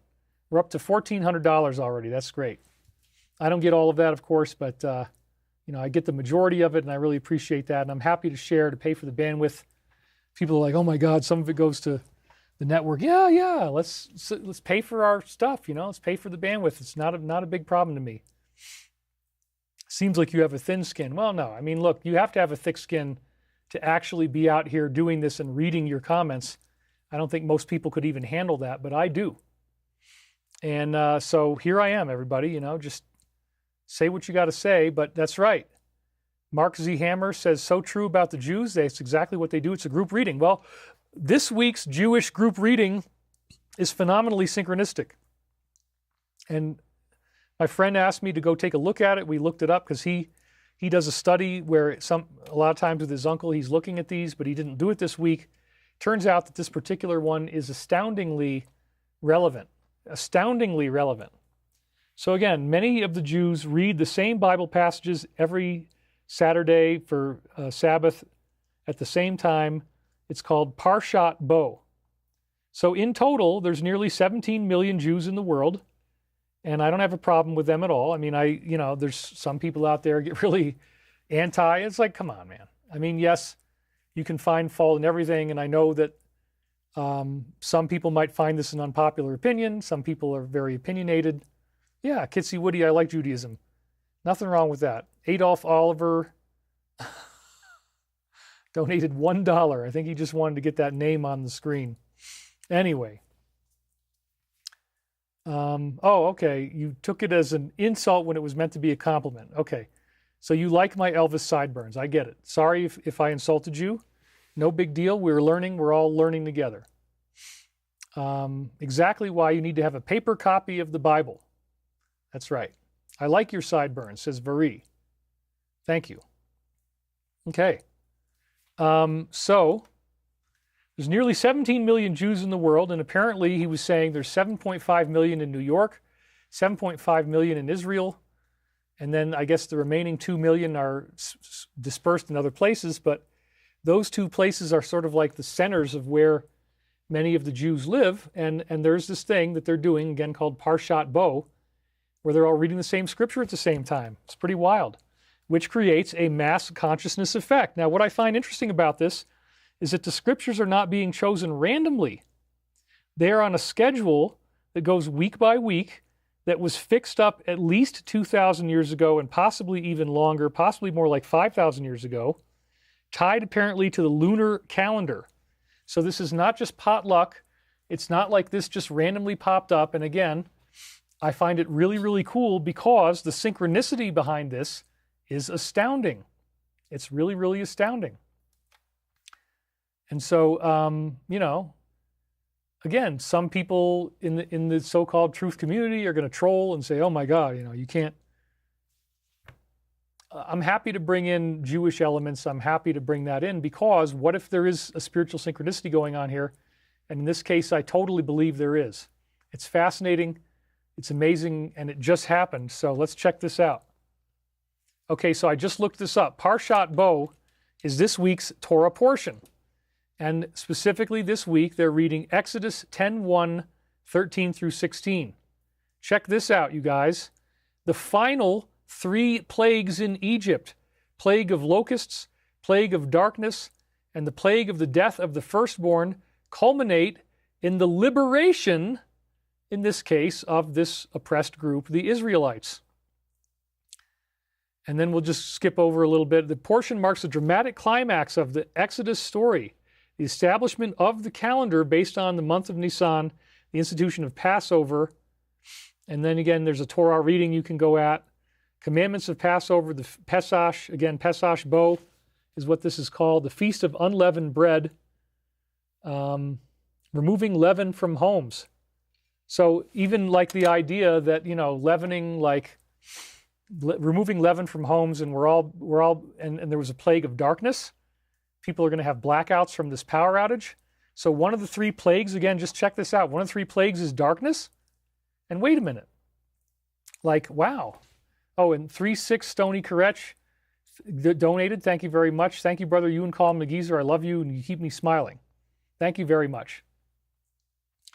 So the final plagues, it very much feels like what's happening right now. This snow disaster that's happening, the fears of war, the fears of negativity going on.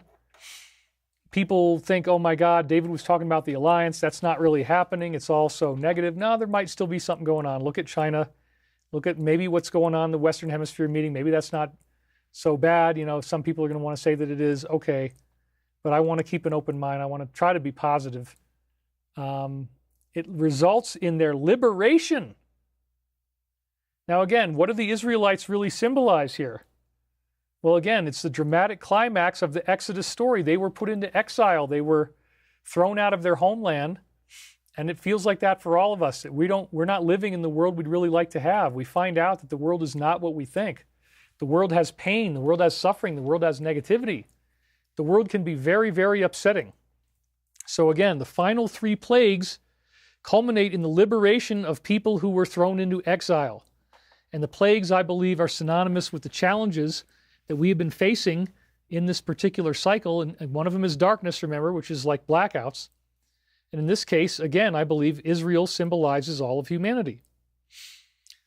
And these plagues result in our liberation. So every Jew who does this Pashat Bo is reading this scripture this week. It's all happening right now. So that's pretty incredible that this is all happening right now. And again, this portion marks the climax of the Exodus story where they're no longer thrown into exile. So specifically, the word Israel, you look this up, it means one who wrestles with God. And isn't that interesting that liberation of Israel, wrestling with God, is exactly what's happening with the storm. If you want to think of the storm as the work of God, like God is wrestling with us. God is throwing us this very intense challenge. And this is based on a Bible story where Jacob is wrestling with an angel. And then, that's something you probably don't want to do because they're obviously more powerful than you are. And in the aftermath of this, he is renamed and he is given the name Israel, one who wrestles with God. Here we are wrestling with God in terms of this crazy weather disaster. Oh, we had 2 more donations come in. Thank you guys very much for that. We have Pookie Jackson. Keep your head on, David. Continue spreading wisdom, love, and light. Melody Hart. David, I have followed you for many years. I think it is awesome that we are getting scripture in the show. MME says it's interesting. I'm reading the 7th plague in Exodus about hail. Hands down, the best info on the internet. Trolls are jealous and lonely. Well, we're not trying to judge anybody. I'm just trying to give you the best show that I can. Here's another piece of scripture. The Lord God, compassionate and gracious, slow to anger, abounding in kindness and faithfulness, extending kindness to the 1000th generation. Scary, Stupid, Strange just donated. Thank you very much. The wrestling match is ending. Yes, the definition of Israel is one who struggles with God.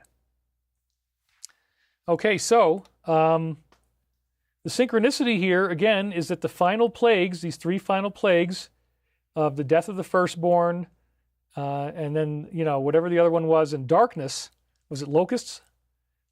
I can go back and look again. Let's just find out. I want to get those plagues right. Locusts, yeah, okay, so I was right. The synchronicity, again, is that these final plagues are what actually lead to our liberation, which is pretty wonderful. That's right. So we are the ones wrestling. We are the ones who are getting out of our exodus. We are the ones going through crucifixion that leads then to ascension. And again, this schedule was decided a long time ago.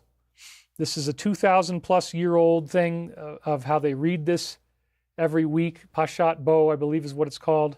Make sure I'm getting that right again. I want to make sure that I got the name right, because there was a Pisash, or Parshat. I'm sorry, Parshat. Parshat Bo, like a golf shot at par of whatever. Okay, Parshat. So the schedule was decided a long time ago. And our Holy Scriptures have assured us of a positive outcome. So there in Revelations is another great scripture we can read, that this is all going to work out, where it says, God shall wipe away all tears from their eyes. There shall be no more death, neither sorrow nor crying. Neither shall there be any more pain, for the former things are passed away. We really could use that right now with all the stuff that's going on, man. It is crazy. And he who sat upon the throne said, Behold, I make all things new. And he said to me, Write, for these words are true and faithful. Absolutely. So again, this is a very intense time, and I want to remind you of all the things that we've been doing scientifically, showing us that the light of the Creator is real, showing us that this positive outcome is inevitable. We've learned conclusively that the universe is a projection of consciousness, that photons are out there, and they actually carry consciousness on them. That is a very fascinating thing, the concept of the photonic consciousness carrier wave. Very, very interesting. And how we're seeing that they can carry pictures, they can carry genetic information. Consciousness is the builder of reality. And so even in the midst of something that seems like, well, there is no God, this is so scary, and what if we lose power for a really long time? What if the ice destroys everybody's homes and power grid goes down for a really long time? And we don't know yet. It's Schrodinger's cat. The cat is still in the box. We haven't observed it yet. So we still hopefully can with our positivity, with our collective intention, steer this in a good direction for us. The mind is a dangerous neighborhood. Don't go in there by yourself. That's funny. David is correct, says Loki Din. Thank you. The world will rise with love again. Yes, let's go back to the photon talk, says Truth Floats. I love that. So yes, the photons are a very real thing, and photons are life force. Photons represent life energy. They really do transform so many things. And in fact, let me really quick, I'm going to bring something up from a slide that I had in the future here. So this is actually a great thing to add right now. And I know where it is, so I'm going to go grab it. Just give me 1 second here, because this is a good thing to add right now. And I will find it for you guys. Where is it? There we go. Okay, perfect.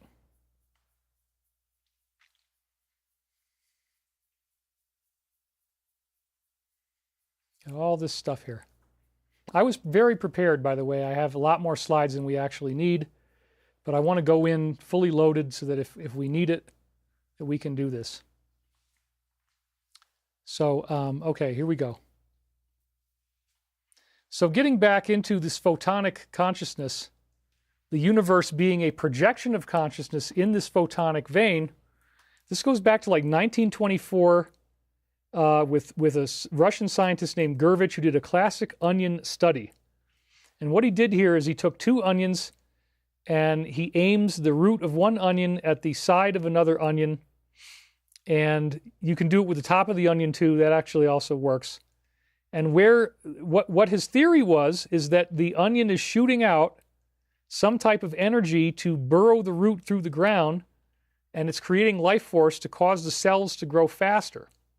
So sure enough, when he aims the root of one onion at the side of the root of another onion in the detector there, as you see, that root actually has expanded growth.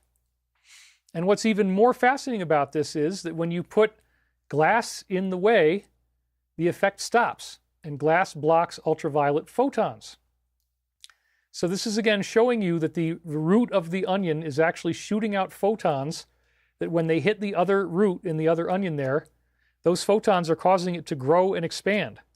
And so that is an experiment that's been around now for over 100 years, and it's successfully replicated many times, again showing you the photonic model and how significant that is for everything that we're doing now. These photons don't just create life force, they also create pictures, and they also create genetic changes, and we are being transformed apparently by moving into a higher zone of energy in the galaxy. And at times, transformation is painful. So we are here to learn, to grow, and to adapt. And that's a big, big part of what we're here for. It's the main thing, really. We're here to grow. And the law of one, the source that I keep reading from every week, tells us that we are all holograms of the one infinite creator. We're all living in the glory of being a part of that everlasting, timeless universe in which all is holographic.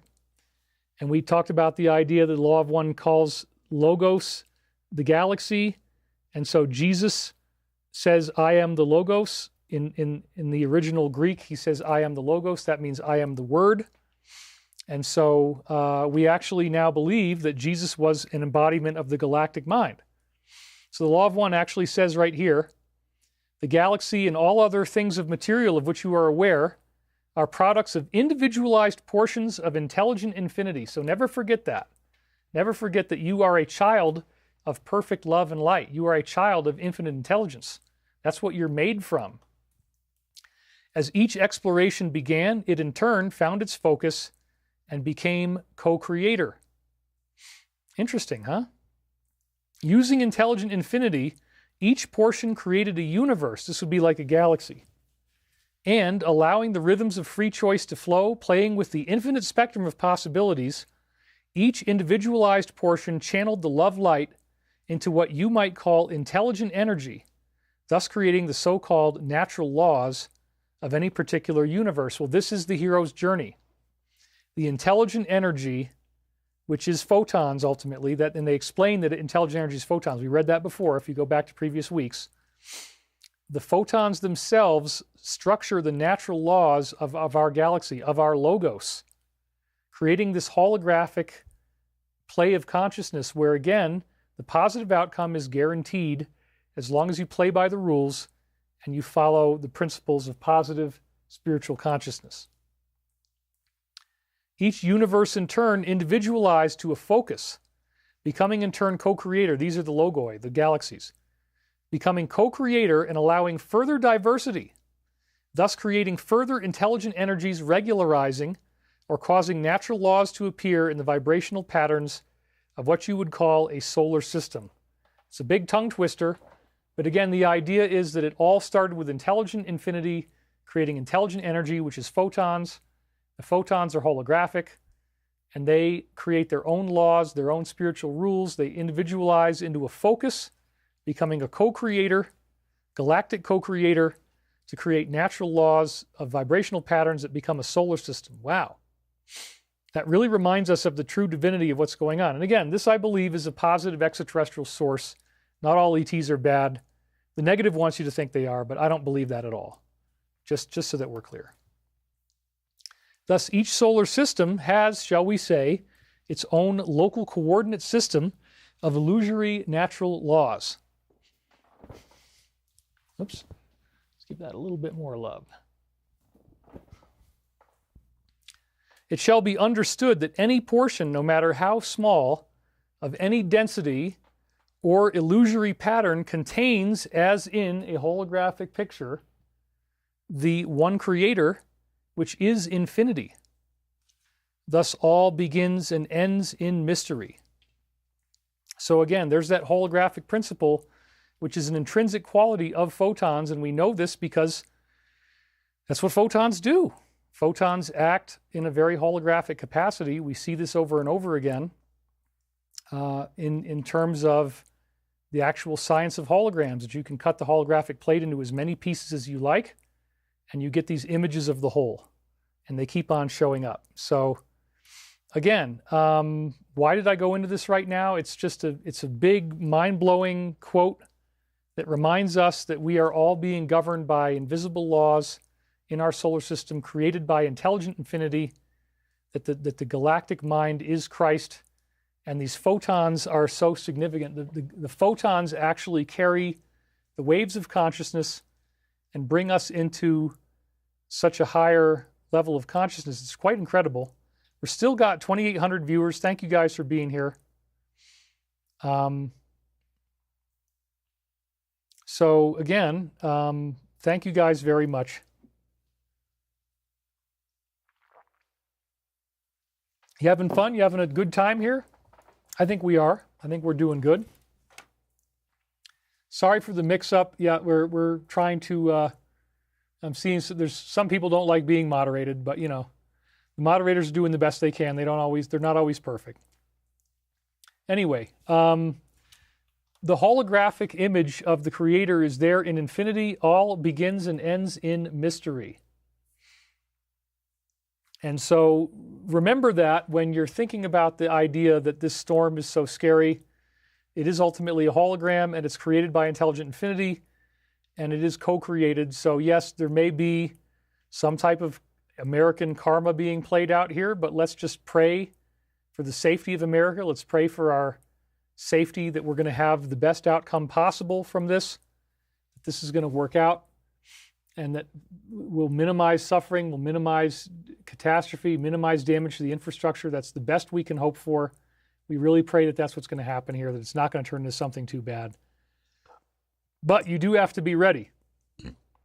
So in the spirit of preparedness, I want to give you a whole bunch of suggestions so that if you are in this situation now, or if you find yourself in this situation, that you have some practical tools that we're going to share now that will help you get through this with effectiveness. Okay, you want to robustly prepare despite having faith. And it's good to remember this even if you're not in an affected area. So I'm going to start out by talking about your mental, emotional preparation. Now you might say, well, the first thing you got to do is have your stored food and water. Yeah, okay, all those things are true. But if you don't have your mind disciplined, if you don't have the spiritual perspective locked in, the mental sense, then you're going to have serious, serious setbacks. David, are you drinking water? Yes, I am. This is water. And it's not alcohol. If I drank alcohol, I would never be able to get through this show. It would dehydrate me and it would not be good. Water is the reason why my laptop is healthy. If I was drinking something else, it would have killed the laptop, I'm sure. Too many coincidences in timing of the plan, many things being put into place. Hopefully everyone is safe and peaceful. Yes, definitely. So again, try to remember as you're going through your challenge, as you're going through your dark night of the soul, that this is, it's not going to stay like this. We're not going to stay in this horrible situation. We're going to get through this.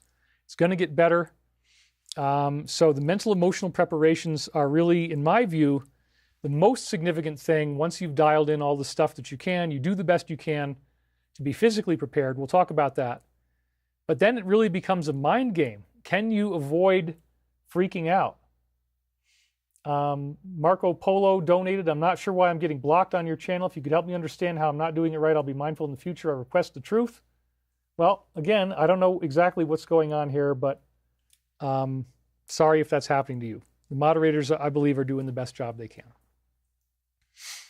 There are certain keywords that we don't want people saying. There's certain, if you get too sassy, they'll probably smack you down for that. But I do apologize in advance for whatever is going on. So disciplining your mind is extremely important. It's extremely important to be able to avoid panic, to be able to think logically and clearly and consistently as you're going through this stuff, because these are challenges. These are not easy things. They come up and they present us with struggle and pain and fear, and I get that. So mental discipline, take the time to breathe, take the time to step back from the situation, say, am I going to die? Probably not. Even I had almost two solid days in a row where there was no heat in the house. And I had to do the standard thing of, run the taps so that the pipes don't freeze. That's a very important thing, or turn off your main water valve. If you're below 32 degrees Fahrenheit, especially if you're below 10 degrees or even zero, especially if it's below zero outside, yeah, if you wait too long and you don't drain your pipes, then they will freeze and they can potentially crack. Now, apparently plastic does better than metal, and you might not have a problem if you have the plastic pipes, but you can't trust that. So what you would do then is, if you can, go out to your main water breaker and then drain out all the water from a faucet. Or if you don't know where your main is, or you can't get to that, then the way that you do it is that you drain out each one individually. You just turn them on to a trickle and let it keep running that way. Even if you have municipal water, it can still crack your pipes. If you don't know where the main turnoff is, you just leave them all on a little bit. But that's getting into the physical section. We're not really there yet. So disciplining your mind is extremely important, okay? And one of the main things is to be careful about the words that you speak into beingness. I said this before, but I'll say this again.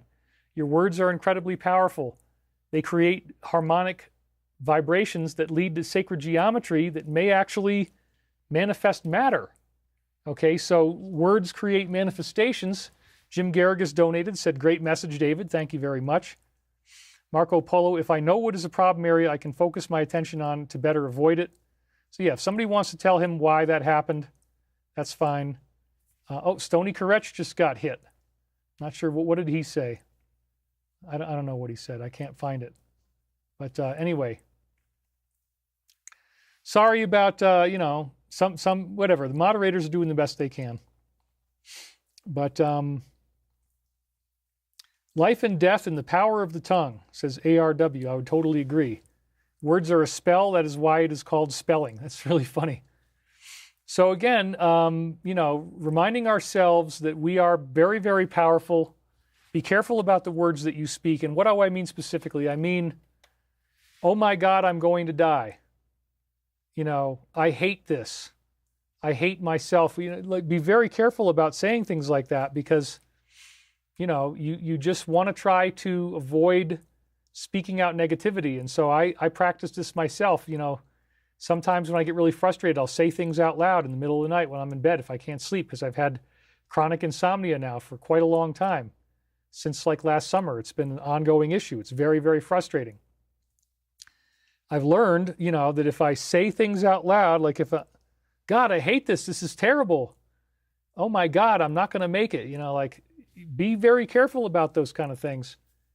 And, don't speak negativity into manifestation. You'd be amazed how far you can go when you start to practice this, how much better your life will be when you learn not to create those negative manifestations. It really, really makes a difference. As they say, words are spells. Give David a like. That's right. Heavenly worlds are real. Angelic good forces are real. They are powerful beyond all imagination, secretly in charge now. There's an angel hidden on every corner and block, says Hallow Reed. That's right. Pipes cracking are a serious issue. Good that you keep awareness on this one. Totally agree. Many people are not expecting that to happen. They haven't even thought about it. And if you haven't gotten all the prepper guidance properly, then you might not even know. So that's why I'm bringing it up right now. So be careful about the words that you speak. And remember, fear is the mind killer. So even if you have a situation that's really dark and really scary, being afraid doesn't help you. It actually creates anxiety, and then that creates high blood pressure, and that in turn creates lower brain activity. All of your blood is focused on keeping your body safe, and you end up activating the reptilian brain, and most of your cerebral cortex is not even being used. So you want to avoid getting yourself trapped into a circle of fear, because again, the fear is just going to drag you down. It's just going to keep you from living up to your potential. And so that's why, again, staying calm is utterly essential. Breathing through your stress, breathing into relaxation, these things matter so much. It's very, very important that you do that. It's very important that you not say things that are going to hurt yourself, say things that are hurtful. It's very important that you try to stay calm. And I would also encourage you to try to avoid using any curse words. That may seem like, oh, David, you're so Victorian, you're so petty. Who cares about a little swearing? Well, no, actually, if you're using curse words, it can create a negative vibration that can actually really diminish your resiliency to trauma. So I would encourage you, in fact, to avoid that. And, my friends and I have this rule with each other that we try not to swear. We try, when we're getting upset, we try to avoid the F word, try to avoid cursing, because it does create this negativity. Same thing with yelling. Because as soon as you start yelling, you get an elevated heart rate, and that puts you more into fear, more into trauma, more into fight or flight. So again, it's easy to want to yell. It's easy to want to curse. It's easy to want to feel like, your life is hell and it's going down the tubes and you're not happy and things are miserable. And if you're trying to, let's say you have a generator and you can't fix it and something goes wrong, you go, "Gah!" Start yelling. Doesn't really help you. So talking to yourself out loud is another thing that really helps, especially if you're alone. Talk your way through the problem. Talk your way through what you're working on without yelling, without cursing. Just stay calm. Focus on your process. Keep on going. Another thing I would say here is focus on breathing. If you find yourself feeling agitated, the power of your breath is so significant. Oops, I was off of the wrong thing there. Now I'm on the slide. I thought I was, but I wasn't. So focus on your breathing if you find yourself being agitated. This is very important. Sorry if my eye line was off.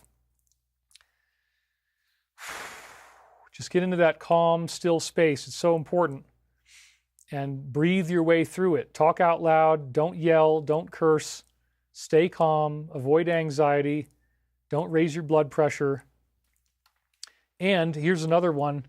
As you're focusing on your breathing, this is a meditation practice, so you're actually working hard to bring about positive change.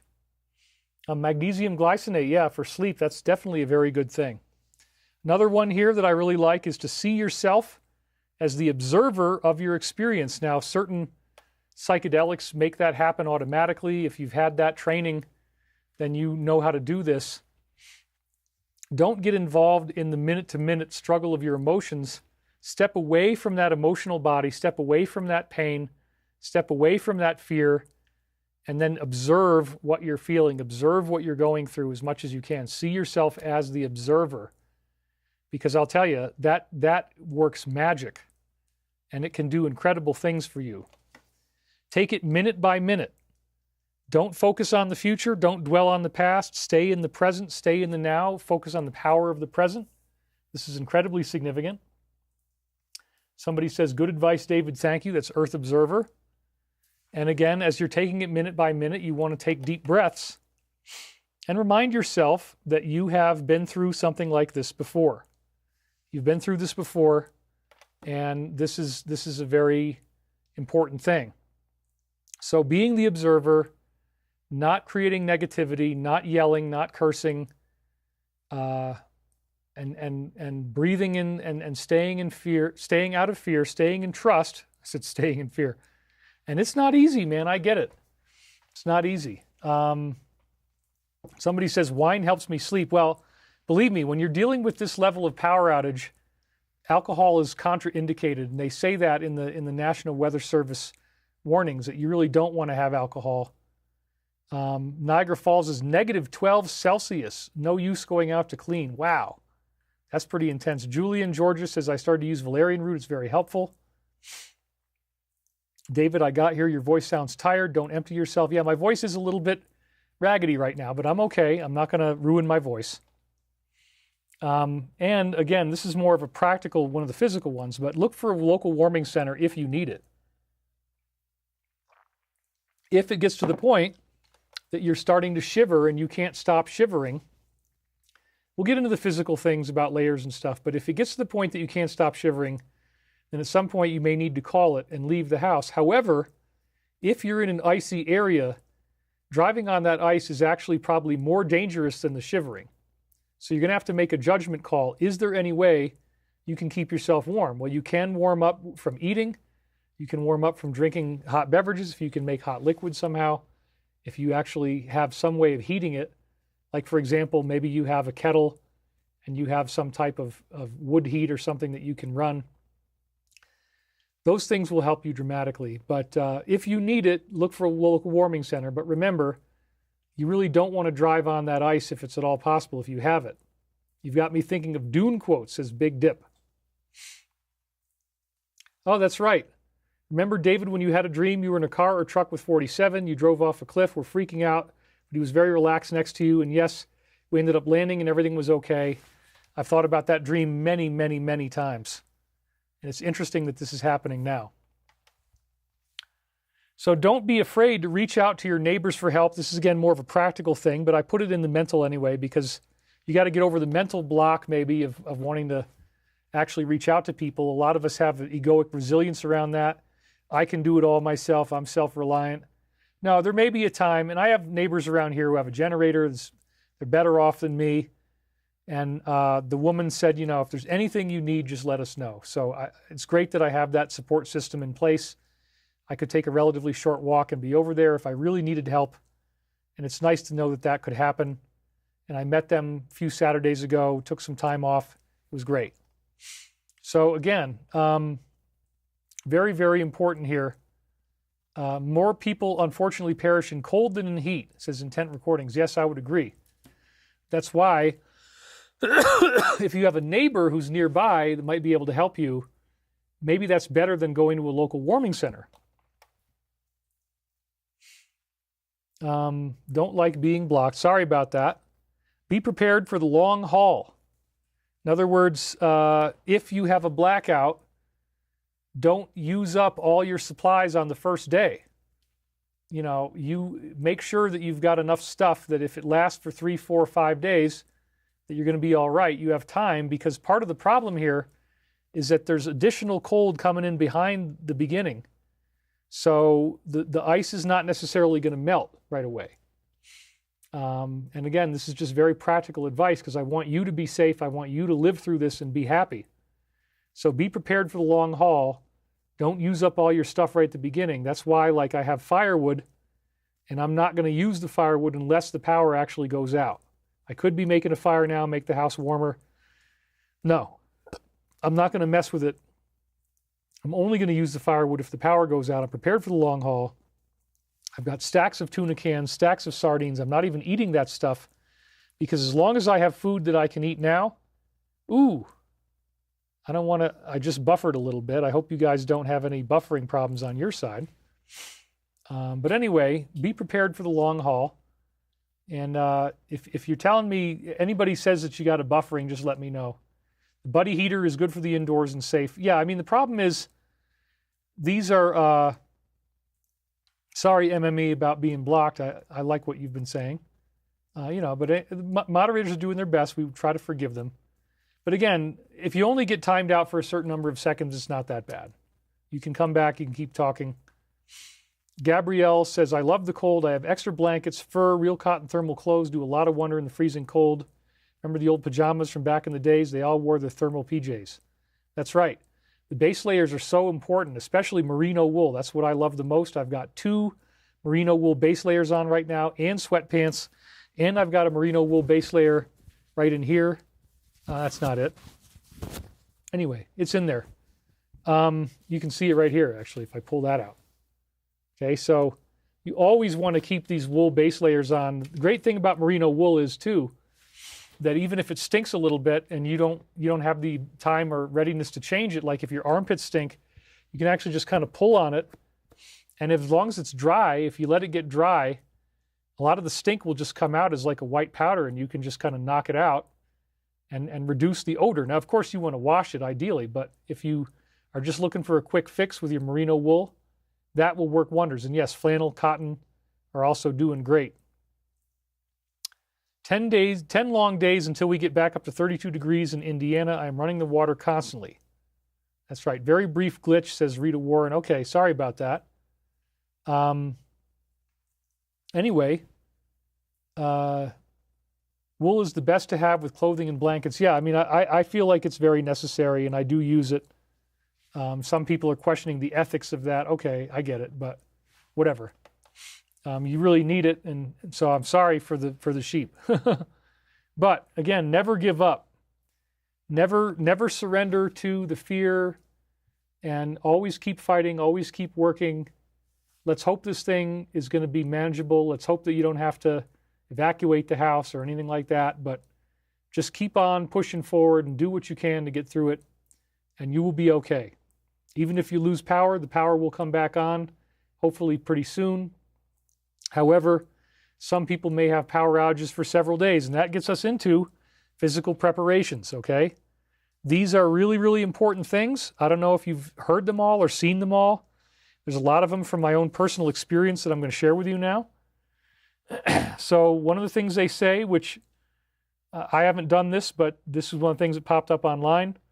If you're anticipating a blackout, you can run your refrigerator on a lower temperature and turn down the thermostat inside the fridge. Now that's only going to run you might get a few extra hours out of that, but it would help to some degree as long as you don't actually run it so low that you freeze everything. But like your refrigerator might normally be at 40, you could turn it down to like 32 or 31 for a while, bring it right around the freezing point. Hopefully, remember though, if you go below 32, you're going to create ice on your vegetables and you'll kill your vegetables. And then when they get frozen, they're not going to necessarily be any good when they thaw out. So maybe 33, 34, turn it from 40 down to 34, 33, something like that. You could be okay. So that's one thing you can do. Another thing that I saw online that I hadn't thought of before is to fill gallon jugs with water and put them in the freezer. You obviously want them to be plastic so they don't explode. Jim Garriga says he has emergency sleeping bags meant to keep from freezing without heat. Putting a thin wool blanket on my head in bed helps me to sleep. Yes, I love to. Yeah, Serena just apologized to MM Studios. That's good for the moderation. Fill gallon jugs with water and freeze them. Pull the blankets over the top of your head. I found that keeps me a lot warmer at night, and I like it.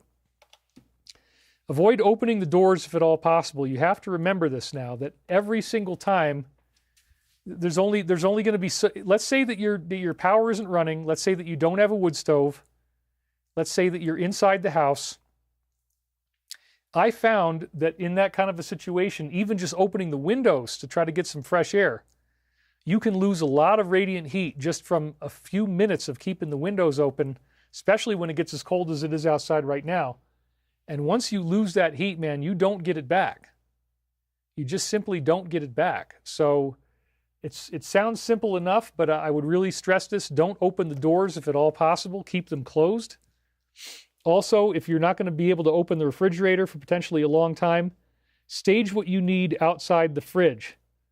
There are certain items like, for example, you want to get non-perishable foods like oranges, apples.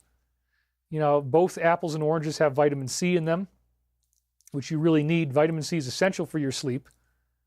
Stage what you need outside the fridge, and when it gets really cold, it's going to be cold anyway, so inside the fridge, outside the fridge, after a while, it doesn't even matter. You're just going to keep everything colder that way. So I would also encourage you to use coolers of different sizes. If you have any type of cooler at all, just think through, do I have anything that I can throw something into? And if you do, then you know, when the time comes and you need to stage outside the fridge, throw it in your cooler. Make sure the cooler is clean. I learned that the hard way too. Like if you don't have a clean cooler, food, especially vegetables and fruits, they're naturally absorbing of everything around them. And so if your cooler isn't clean, the fruit is going to absorb everything. This is why I like to have 5-gallon jugs of water outside, filled up, ready to go. You don't have to think about it.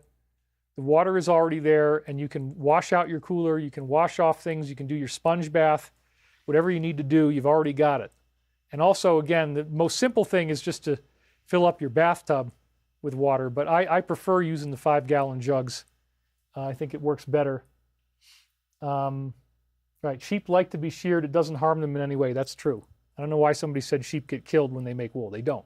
You can, wool is a renewable resource. Thank you. Who said that? Let's see. Genetic, yeah, so he's been around. Anyway, I'm watching from the beginning. Thanks for your dedication, says Peter. Thank you very much, Peter. We're going to run the normal show length, I think, here, 3.5 hours. We still have 2,700 people watching, so you guys are into it. And again, this is the practical section. I'm a smart dude. I think everybody agrees on that. I've been through this a whole bunch, and I'm telling you things that could actually save your life. So please remember this. Even if you're not going through it right now, you might get hit with something later on. Jennifer just donated. Thank you very much. And we're at 1,500 total, so that's wonderful. My 5-gallon jugs are frozen solid in the garage. Ugh. This is Tony Blasioli. Well, yeah, that's another thing I would say is bring in, if you have 5-gallon jugs of drinking water, bring in one of them before it gets too cold, because eventually they will freeze, and then it's going to take a long time to thaw them out. So I have one that's going to last me a really long time. I just brought it in. It's totally fine. The radiant heat will last for a while in your garage, but not forever. Wear a beanie, especially at night when you sleep, says Black Stallion. I would totally agree. Food is not a problem during a freeze. The entire outdoors is a big fridge. Well, yeah, but there's also animals out there that will be happy to raid your refrigerator. So if you put your cooler outside, for example, you might want to put rocks on it, just so that a bear doesn't see it and try to open it up or something like that. You know, having dogs is really good. That keeps a lot of those animals away, but not completely. Filter your water. That's right. If you have a water filtration system, that can be great. You can use tap water to drink with. I have different ones that I can use for that purpose. Somebody had said before, have a glass of wine. No.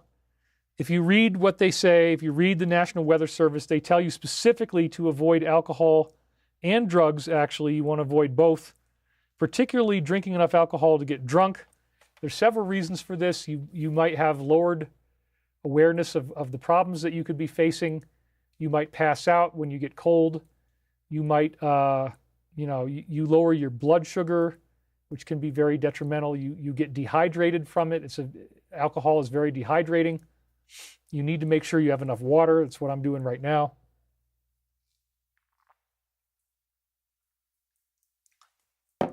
Sunny Sky says her power just went out. Yep. So anyway, a lot of things to do, and they also say in many of these prepper updates to designate one part of your house as the warm area. I definitely do that. I have my upstairs main region, which is the area that I keep warm, and like the downstairs where I am now, I'm not heating that most of the time. You don't want to waste the energy. Just stay in the area that's warm. And so for me, that's just the main room upstairs, and I'm working the blinds, keep the sunlight coming in, all that kind of stuff. And close off the other parts of the house. Close the doors to these other areas. Now, I don't let them get totally cold because then the pipes would freeze. So like, for example, I keep the main part of the house at 70, but then I keep the part I'm not using at 65. Actually, down here, I can let it go down to 62, and that seems to be fine. But that's because the furnace creates all this extra heat that makes sure it never even gets that low. And where I sleep in my bedroom, I actually keep that really cold. I don't even heat it at all. It turns out that's the best likelihood I have for sleep, is to just not let it get warm. You know, the colder the better, actually. Remember to check on and help the elderly if you have the ability, says Sweet Paula D. That's right. Buy dehydrated water, just add ... says Jim Garrix. That's funny. Okay. Do we really need slides for this? Yes, the slides help me to remember what to say. I wouldn't remember all this stuff if I didn't, have slides. So I don't know why somebody would troll me over that. It's silly. Just your body heat alone will help warm the area. If you're in a small space, believe it or not, just you hang out there, your body is always a radiant source of heat. 98.6 degrees Fahrenheit, you're kicking out heat. You're generating that heat, and the heat will be stored just like in an igloo. You make it out of ice, and it freezes on the inside, creates this skin that keeps you warm inside the igloo. So that's why you want to have a designated area. Now, some people have mentioned this. I don't actually have this option, but it's cool if you do. To set up your tent indoors and then stay inside of it. It'll actually stay warmer in the tent because, again, your body is its own space heater that will warm up the tent.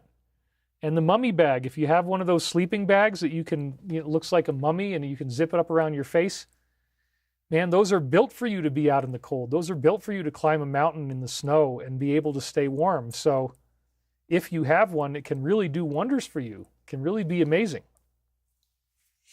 I love the slideshows better for taking notes. That's right. So then I would also say wash, if you know that you're going to get a blackout, wash all your sheets in advance, because sometimes what you do here is that you will get you'll get sweaty if you don't manage this very well. And then it's going to stink your sheets up. So you want to make sure they're nice and fresh and clean before this happens. Do all your clothes, do all your laundry. Run a big load of wash and make sure that you got everything ready, because if the power goes out, you do not want to have no clean clothes. That's really sucky because, again, dirty clothes have bacteria. The bacteria can give you an infection. You do not want that to happen. So, in fact, I got to do a wash like really soon, maybe even tonight or tomorrow. Definitely by tomorrow. We got wind tomorrow. Hopefully the power won't go out. If it does, it shouldn't stay out for very long, but it could. Co-Create Happiness donated and said, David, wondering when you do the meditation, can you request a storm is muted and does minimal damage? With all of us joining in, maybe our collective consciousness will make that happen. Well, again, we don't want to believe that, oh yeah, we're going to be fine, we can knock this thing out. This is huge and it's going to be there. So, but again, yes, we will do our part to try to make it less severe. And so anyway, put extra blankets over the top of your bed. This sounds really silly, but it's true. Over the top of the comforter, so that way you can throw them off if you need them to go off. Unfortunately, a lot of the feathers in my comforters have now gotten collapsed by this, but you can't really take the blankets off if they're underneath your comforter, so I find that I have to put the blankets over the comforter, and that makes a big difference for me. Remember that you can have too many blankets. Even in extreme cold, it is possible to overdo it, and the way you'll know that is you wake up terribly sweating, so you actually can wear too many clothes, too many layers, and if you sweat, then everything is going to start stinking. So you have to be really careful about that. This is just, again, a practical suggestion that I have. based upon what I've been through in my own life and how I've dealt with these things. Be careful not to sweat. And so, you know, find the sweet spot of, even if the room is extremely cold, you might only need X number of things and then you're okay. Like last night, I was trying to underdo it a little bit. I only had one base layer on the top, and I was cold during the night, and I actually went and got this thermal vest that's like a winter jacket, and I put that on, went back to bed, and then I actually felt better, and I was able to not really sleep, but, you know, get better rest. Another thing that you might not have thought of, but this can really help you tremendously, is to put layers of clothes on.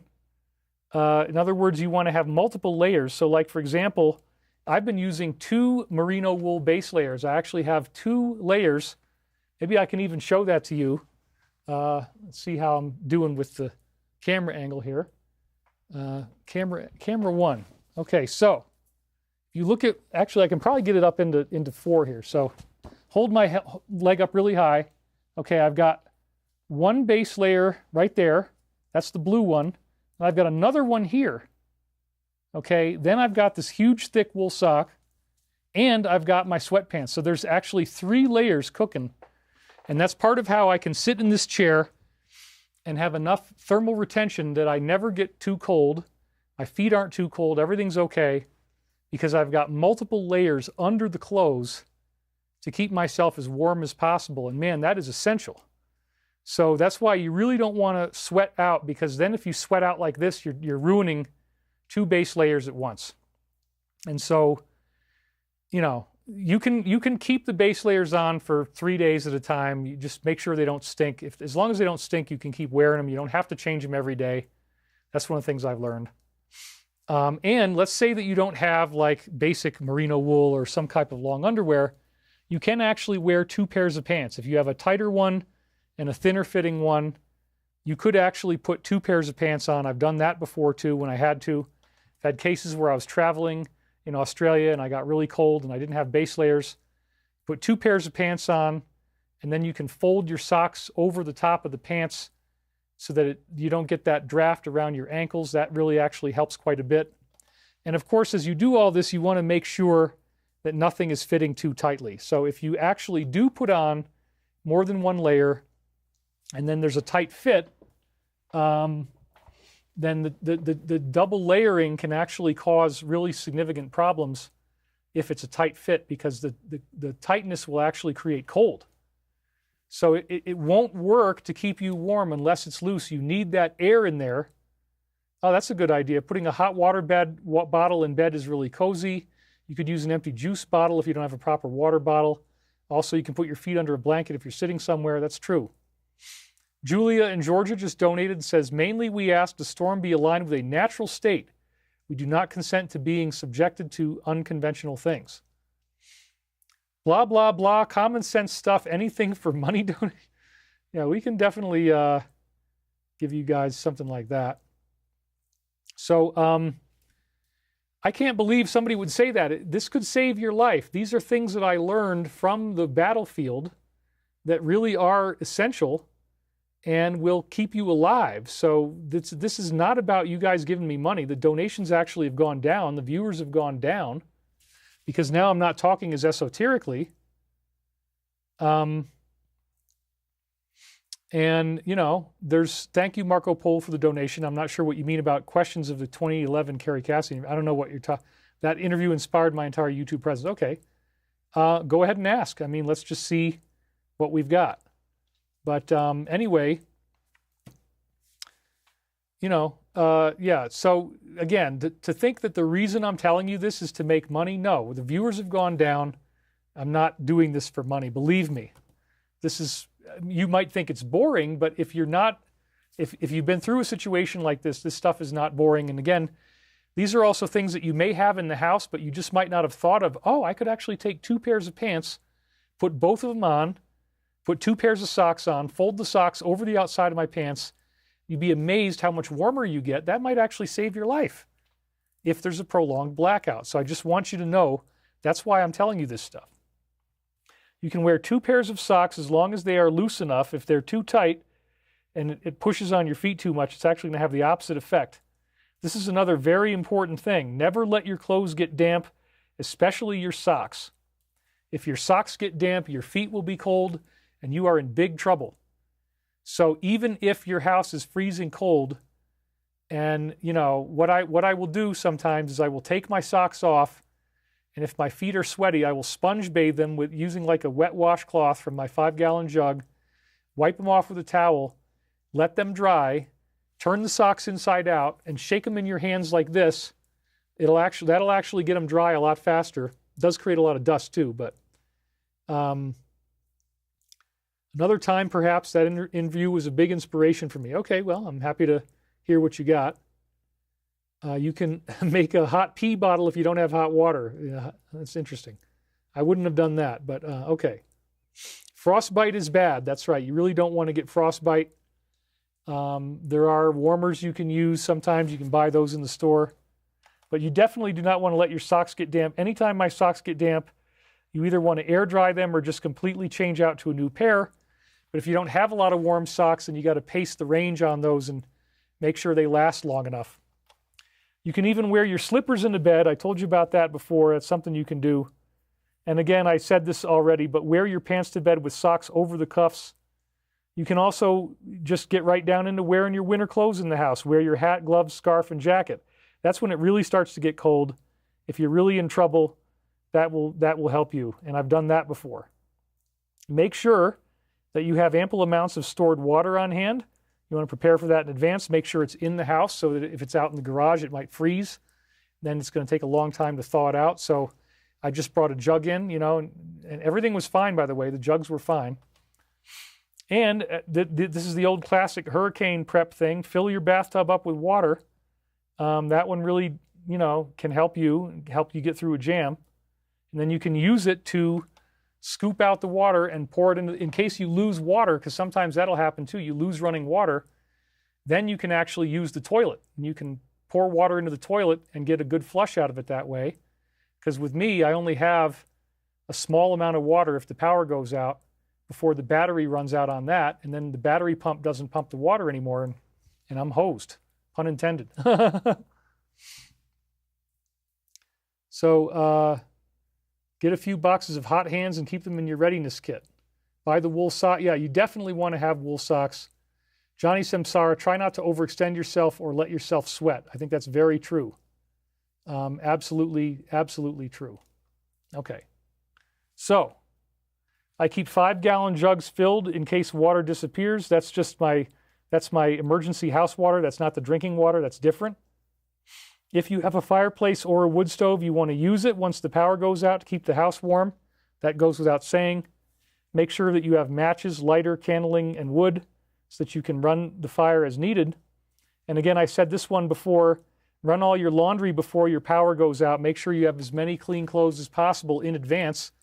That way you're playing the long game. If you're going to need it for the long game, you have it. And again, a lot of you guys are going through this stuff. Peace of mind is priceless.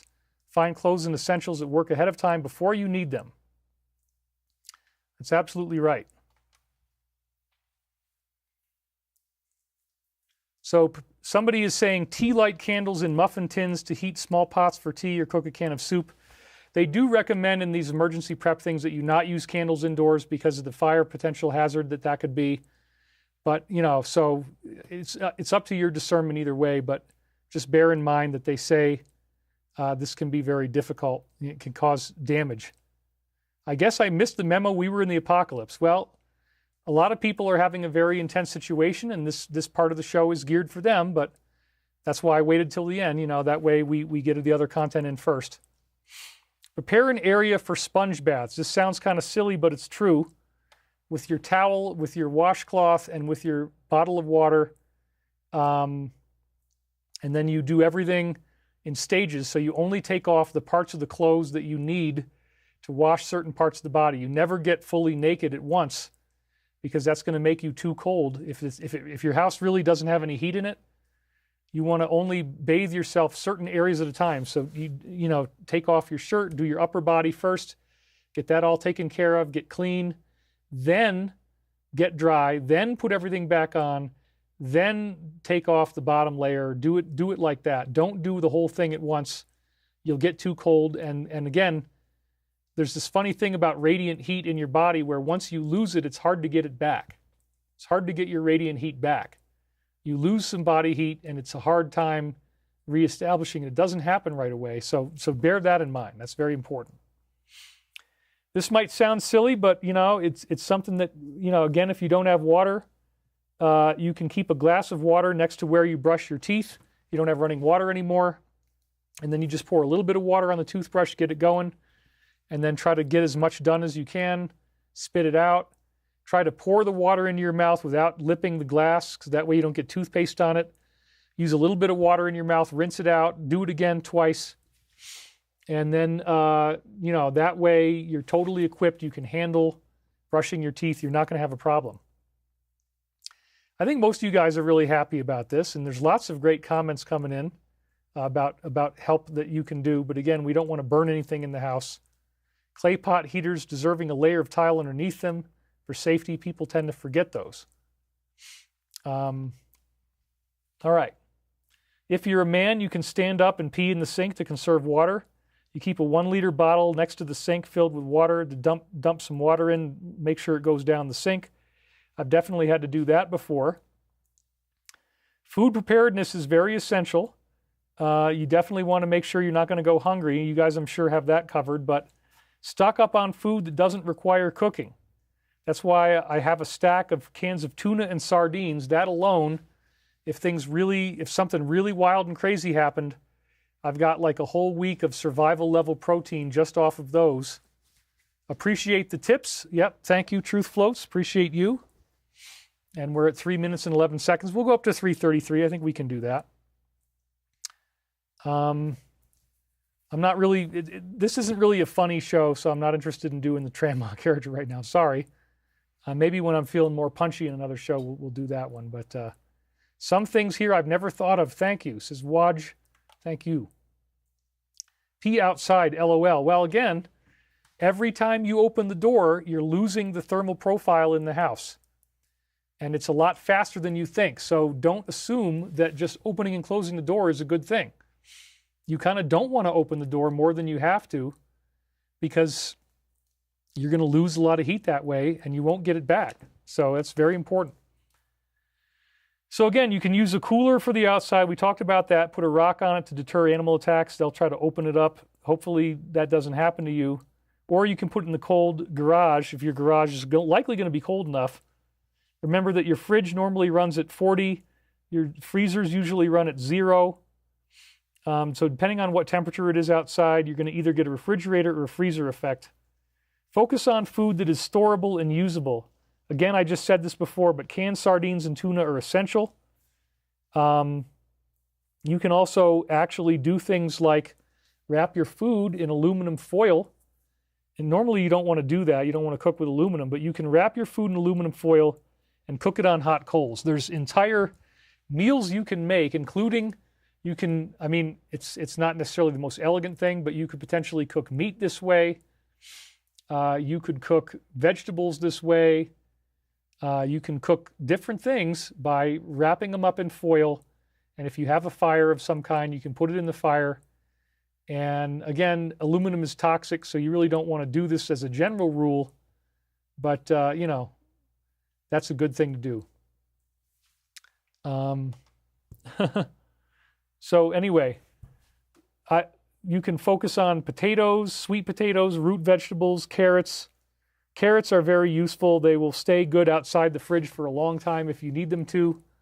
They have sugar. They build your blood sugar up a little bit, and they're useful. So I always keep a whole bunch of carrots around. I always keep salad greens around. I try to do whatever I can. Also, if you have avocados, that's a great source of healthy fat. They will keep pretty well outside the fridge for a few days, especially if it's colder. And you can make them in your salads. I always keep a bunch of salad greens on hand. Cabbage, broccoli, and beets. These are vegetables that will hold up really well over a long time. You can cook them. I mainly focus on broccoli myself, but I also have very limited food supply a lot of the time here in my local grocery store. Thank you, Lisa Dawn Marble. She says, she donated and says, David, your sharing of personal crises and how you handled them is the most life-saving, engaging, and helpful of all things you say on all topics. Well, thank you. Lexi Abbey says, if you know how to camp, you'll be okay. What brand of tuna do you think is safe? I don't know. I mean, again, you're talking about survival food, so just get the one that seems to be the most sustainable, organic, whatever, wild caught. I guess there isn't really farm-raised tuna per se. But yeah, I mean, the whole idea is to try to just survive here. That's right, solar-powered radio, flashlights, and batteries. These are obvious things. I mean, it goes without saying that hopefully you have flashlights. Hopefully you have some type of backup battery power. That's right. And if you're on city water, you don't have to need water to flush your toilet, only if your water's on a well unless the main water breaks. That's right. Put your avocados in water and store them in the refrigerator. They will last longer that way. I've never done that. That's interesting. Get skipjack tuna. Okay. Apples and other stable fruit. There's definitely reasons for why you want to keep the apples around, oranges, that kind of thing.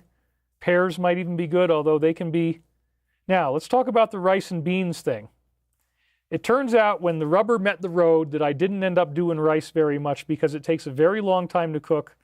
And if you have propane, you need ventilation. So it sounds great on the surface because, the rice is storable, but no. You have to cook the hell out of rice to get it to be, and it's very difficult to get it right. So, yeah, I'm not actually a big fan of trying to cook emergency rice anymore. Once I did it, I'm like, yeah, you can't do it if you got to ventilate the propane, if you have a propane gas stove. So not a big fan of that. However, beans can be soaked in water overnight and then you can eat them cold. So that is an option that you have. I also like to have lemons and limes and apples available because of their vitamin C. Even if nothing else, you just cut the lemon open, drink some of the juice. You'd be amazed because, remember scurvy that could happen to sailors? They get scurvy. They don't have enough vitamin C. That's a real thing. So you want to be careful about that. Your vitamin C deficiency can cause you to have a lack of sleep. So that's another reason why you want to make sure you get enough vitamin C. Again, candy bars, all that kind of stuff, nature bars, fruit bars, granola bars. Be very careful about your sugary snacks for several different reasons. Sugar can constipate you. You won't be able to go to the bathroom, and that will actually cause dehydration, and it will cause total insomnia. If you're too constipated, you're never going to be able to sleep. Also, it will dehydrate you. Plus, if you eat a lot of sugar, you get these high blood sugar rushes, which only last for like an hour, and then there are crashes that happen. And when you're on the crash cycle, you have anxiety. So if you need to space out your meals, again, don't get all hung up on like candy bars or granola bars or nature bars and think, I'm just going to go to the store and grab a bunch of these nature bars. Dude, that is very, very damaging, and it can cause major, major problems for you. So I don't advocate spending a lot of money on nature bars and trying to do all that. Minute rice is not that good for you, but, well, yeah, maybe. But again, do what you want. I mean, try different things. And if you have a electrical stove, then you don't have to worry as much about cooking rice. Excess salt can also create high blood pressure. So again, it's tempting to want to salt your food. It makes it delicious, but if you salt too much, you're going to raise your blood pressure and dehydrates you as well. So that's another thing you really want to avoid. Stay very well hydrated. Avoid drinking too much water before bed. Otherwise, you're going to be up all night. And every time that you leave your bed during the night, your temperature is going to plunge. And so you got to be really careful about this because you're going to lose body heat quickly every time you get out of bed if you got to go to the bathroom, if your house doesn't have heat. Keep lip balm by your bed. That just is a practical thing so your lips don't dry out, and not maybe immediately by your bed, but somewhere where you know where it is. Have all your entertainment set up so that you have things to pass your mind, books, etc. Charge up all your devices as much as possible, like your phone, your laptop. Make sure everything's got a full charge before you head into this. That's very, very significant as well. Solar-powered backup batteries are excellent. I have those. They don't make any noise. It doesn't alert anybody that you have a generator. And, portable solar panels, all that kind of stuff is great. They always tell you this, never run your gas generator in the house. People die that way. And also, again, you cannot run your gas stove unventilated. It will create toxic gases, and it's very dangerous, so that's a no-go. Staying inside your running car is also not sustainable. I mean, you could do it for a little while, but it's bad for the car. And remember, you can't run the car in the garage. That's how you can die that way from carbon monoxide. Another thing that we hear is if your car is outdoors, make sure that, with all this ice and stuff, move your car away from anything that could potentially fall on it. And in your house, you want to avoid staying in any rooms where the trees could fall on you. So be aware of that. If there's a room that could be crushed by a tree, you want to not be in that room. Keep your drapes closed during the night. When the sun goes down, you want to make sure that you lower the drapes because you will lose so much heat if you leave the drapes open. Today, it's so cold outside, I never open the drapes. We are talking about survival. You may have to use less than quality food for a few days. That's absolutely right. Oh, if you're stuck on the highway, keep your tailpipe clear of snow so you don't die from carbon monoxide. Several people had that happen to them in Upper New York a few years ago. Hadn't heard that before. Cook a bunch ahead of time, store it in freezer bags in small portions so they're easy to defrost. That's a great idea. I like cans of wild salmon. It's good. It's uplifting to see you surviving all alone under these conditions. I'm proud of you, David. Thank you.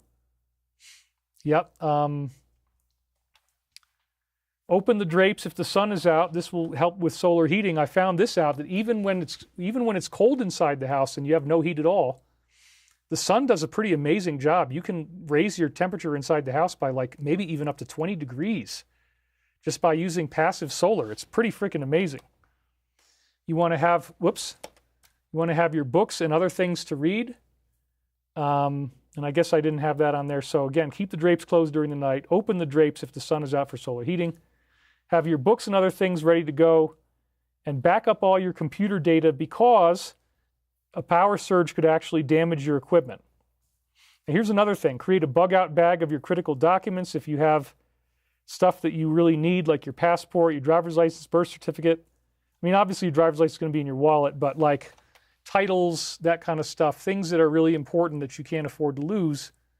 Before you leave the house, you don't want to be scrambling to find all that stuff, so you keep it in your bug-out bag, and then you're ready to go in the event that you actually have to leave. Keep emergency cash available if your stores are selling things without the power being on. That goes without saying. Know who you can call upon for help in your neighborhood. Identify your neighbors that can help you. I've said that before. Find out where your power company is giving you updates online. This is so critical. And if they have it, then sign up for text alerts for power outages. Because again, that will be so helpful, man. Being able to communicate with your power company, getting your text alerts, going on the website, the power outage map. My God, that will keep you so much more calm, so much more happy, so much more relaxed when you can look at the power outage map and they'll tell you, okay, your power is scheduled to come back on at 12 o'clock. And then a lot of times it's not true and you wait longer and you get all frustrated, but there's also lines you can call, you can talk to live representatives, but at least you're in the ballpark and you have an approximate idea of what they're doing and how long it's going to take to fix it. You really need those text alerts, and you want to make sure that you keep your devices charged, have backup batteries that can charge your devices. This is very important. That's right, too much fear and paranoia will lead to self-destruction. Absolutely. Do not leave open tabs in your browser on any device. You want to keep the device as low power as possible. If there's a low power mode, keep it in that. Close all the apps that could consume energy, and keep the brightness down to the bottom setting, and also use a low volume if you're on speakerphone. All these things help you save charge and let this phone last a lot longer. If you call the power company, sometimes they will give you information that's better than the text alerts if you talk to them. If you're having a legitimate emergency, you can say that there's an emergency, call the emergency line, and it's pretty awesome. Raw honey is good too, yeah, but again, you don't want to overdo sugar. I am not worried, we are prepared, God has the rest, says Melody Hart, absolutely. And then when the power comes back on, you want to feed yourself as soon as possible. So like I made toast immediately after the power came back on. My freezer was still good. Popped the toast in. Then the next thing you know, the power went off again, but I got a good meal in first. So as soon as the power comes back on, eat a meal. And anything that you weren't able to do, if you weren't able to cook before, now you can because you got an electric stove again. Feed yourself as soon as the power comes back on. That you will thank me, maybe, if you ever need that. That's right. So these are very practical tips that we're going through here. And let's see what else we've got here, because we're actually already just about out of time. But that's good, because then we can come back and do more stuff later. Okay, so this is what we're going to round out the show with, and that would be the spiritual preparations, okay? So I want you to make sure that you do everything you can in the physical first, and now we're going back to, once you've taken care of the physical things, focus on your spirituality. So you want to remember to rely upon your faith, trust in your higher power, trust in the goodness of the universe, trust that you are protected. Use prayer and meditation regularly. Pray to your, whatever your higher self, your higher power, whatever works for you, Jesus, whatever it is, and meditate. Use that breathing exercise. Keep your breathing nice and even. Avoid the yelling, as I was saying. Avoid getting too agitated. These things will really, really help you dramatically. Remember that there is great strength within you. And this is, again, something that we all have. And you can have a calming effect on those around you by just staying in that positive attitude. And remember that you are blessed, you are protected, you are powerful. It's very, very significant. Your attitude is everything. You want to have that positive attitude. You don't want to yell, you don't want to curse. You want to keep yourself in a nice, positive frame of mind as best as you can. And maintain your balance in the midst of adversity. Just try to stay as calm and relaxed as possible. This is really, really important. Negative 33 Celsius right now at home. It's just another day, says knuckles deep. My God. Sorry about that. Keep your inspirational literature available to read. You want to be able to get something that can uplift you. Have it on hand. Whatever works for you is good. I typically, keep my devices charged so I can work within my journaling. I like to journal in the middle of this stuff, type things up, keep myself occupied with something. Keep your mind occupied. And remember your connection to the divine. Remember that you are connected to the universe. You're not alone. Be a voice of reason and positivity for others. Have that reason, have that positivity just emanate from you. Make it a big part of what you're doing. And live the life you were meant to live in peace and harmony. This is also, again, very, very important. Staying peaceful, staying harmonious, not giving into the fear, not giving into the negativity. Recognize that we are living in a holographic universe, as I've been teaching you week after week, and our thoughts create the world. So how you think will directly affect the outcome of what you experience. You'll stay balanced, you'll stay calm, you'll be ready for whatever comes your way. Be brave and be strong. Remembering that God is real and you have your angelic helpers, you have a personal connection to the universe that can never be defeated. And then you can also remember to connect with others around you and your neighbors perhaps and share inspiration, keep everybody positive, nourish some miracles with your own positive attitude. These are all very, very essential things. And so, this is not a joke. This is a real thing. We still have a lot of people watching. We're at 2,382 people. So let's do a little meditation right now, okay? Let's close your eyes for a minute with me. Take a nice deep breath. And take another nice deep breath in. And let it go.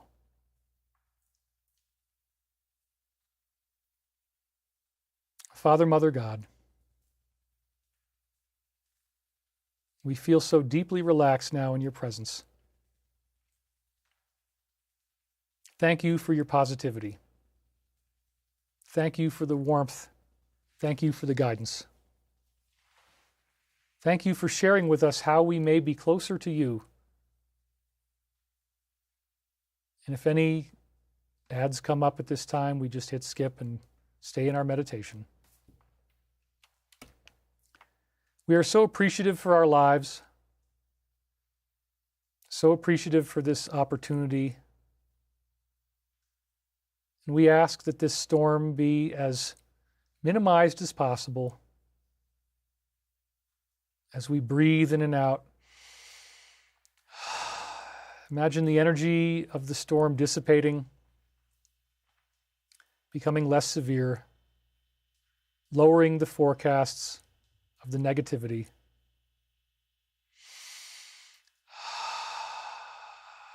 Thank you, Father, Mother, God. Thank you for everything that you're doing for us to keep us safe.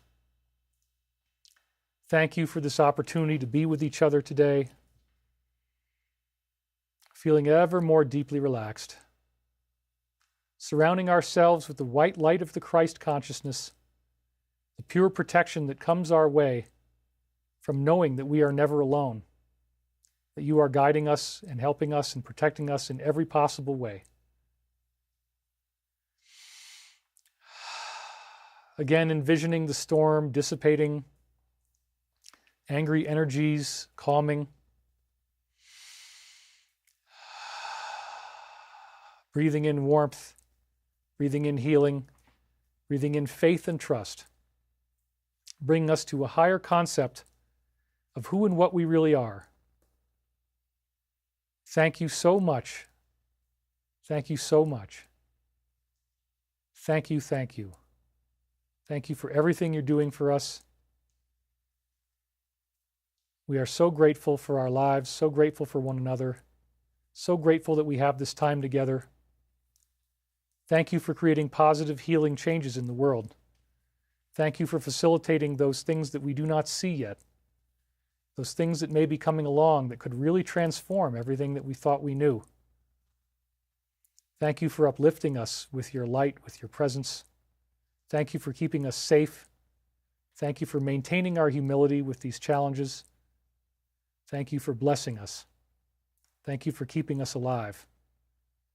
May we all be enshrouded in your loving light, knowing that we are the light, we are the love, we are the one infinite creator, and this is as it was, as it is now, and as it always shall be, and nothing and no one can ever take that from us.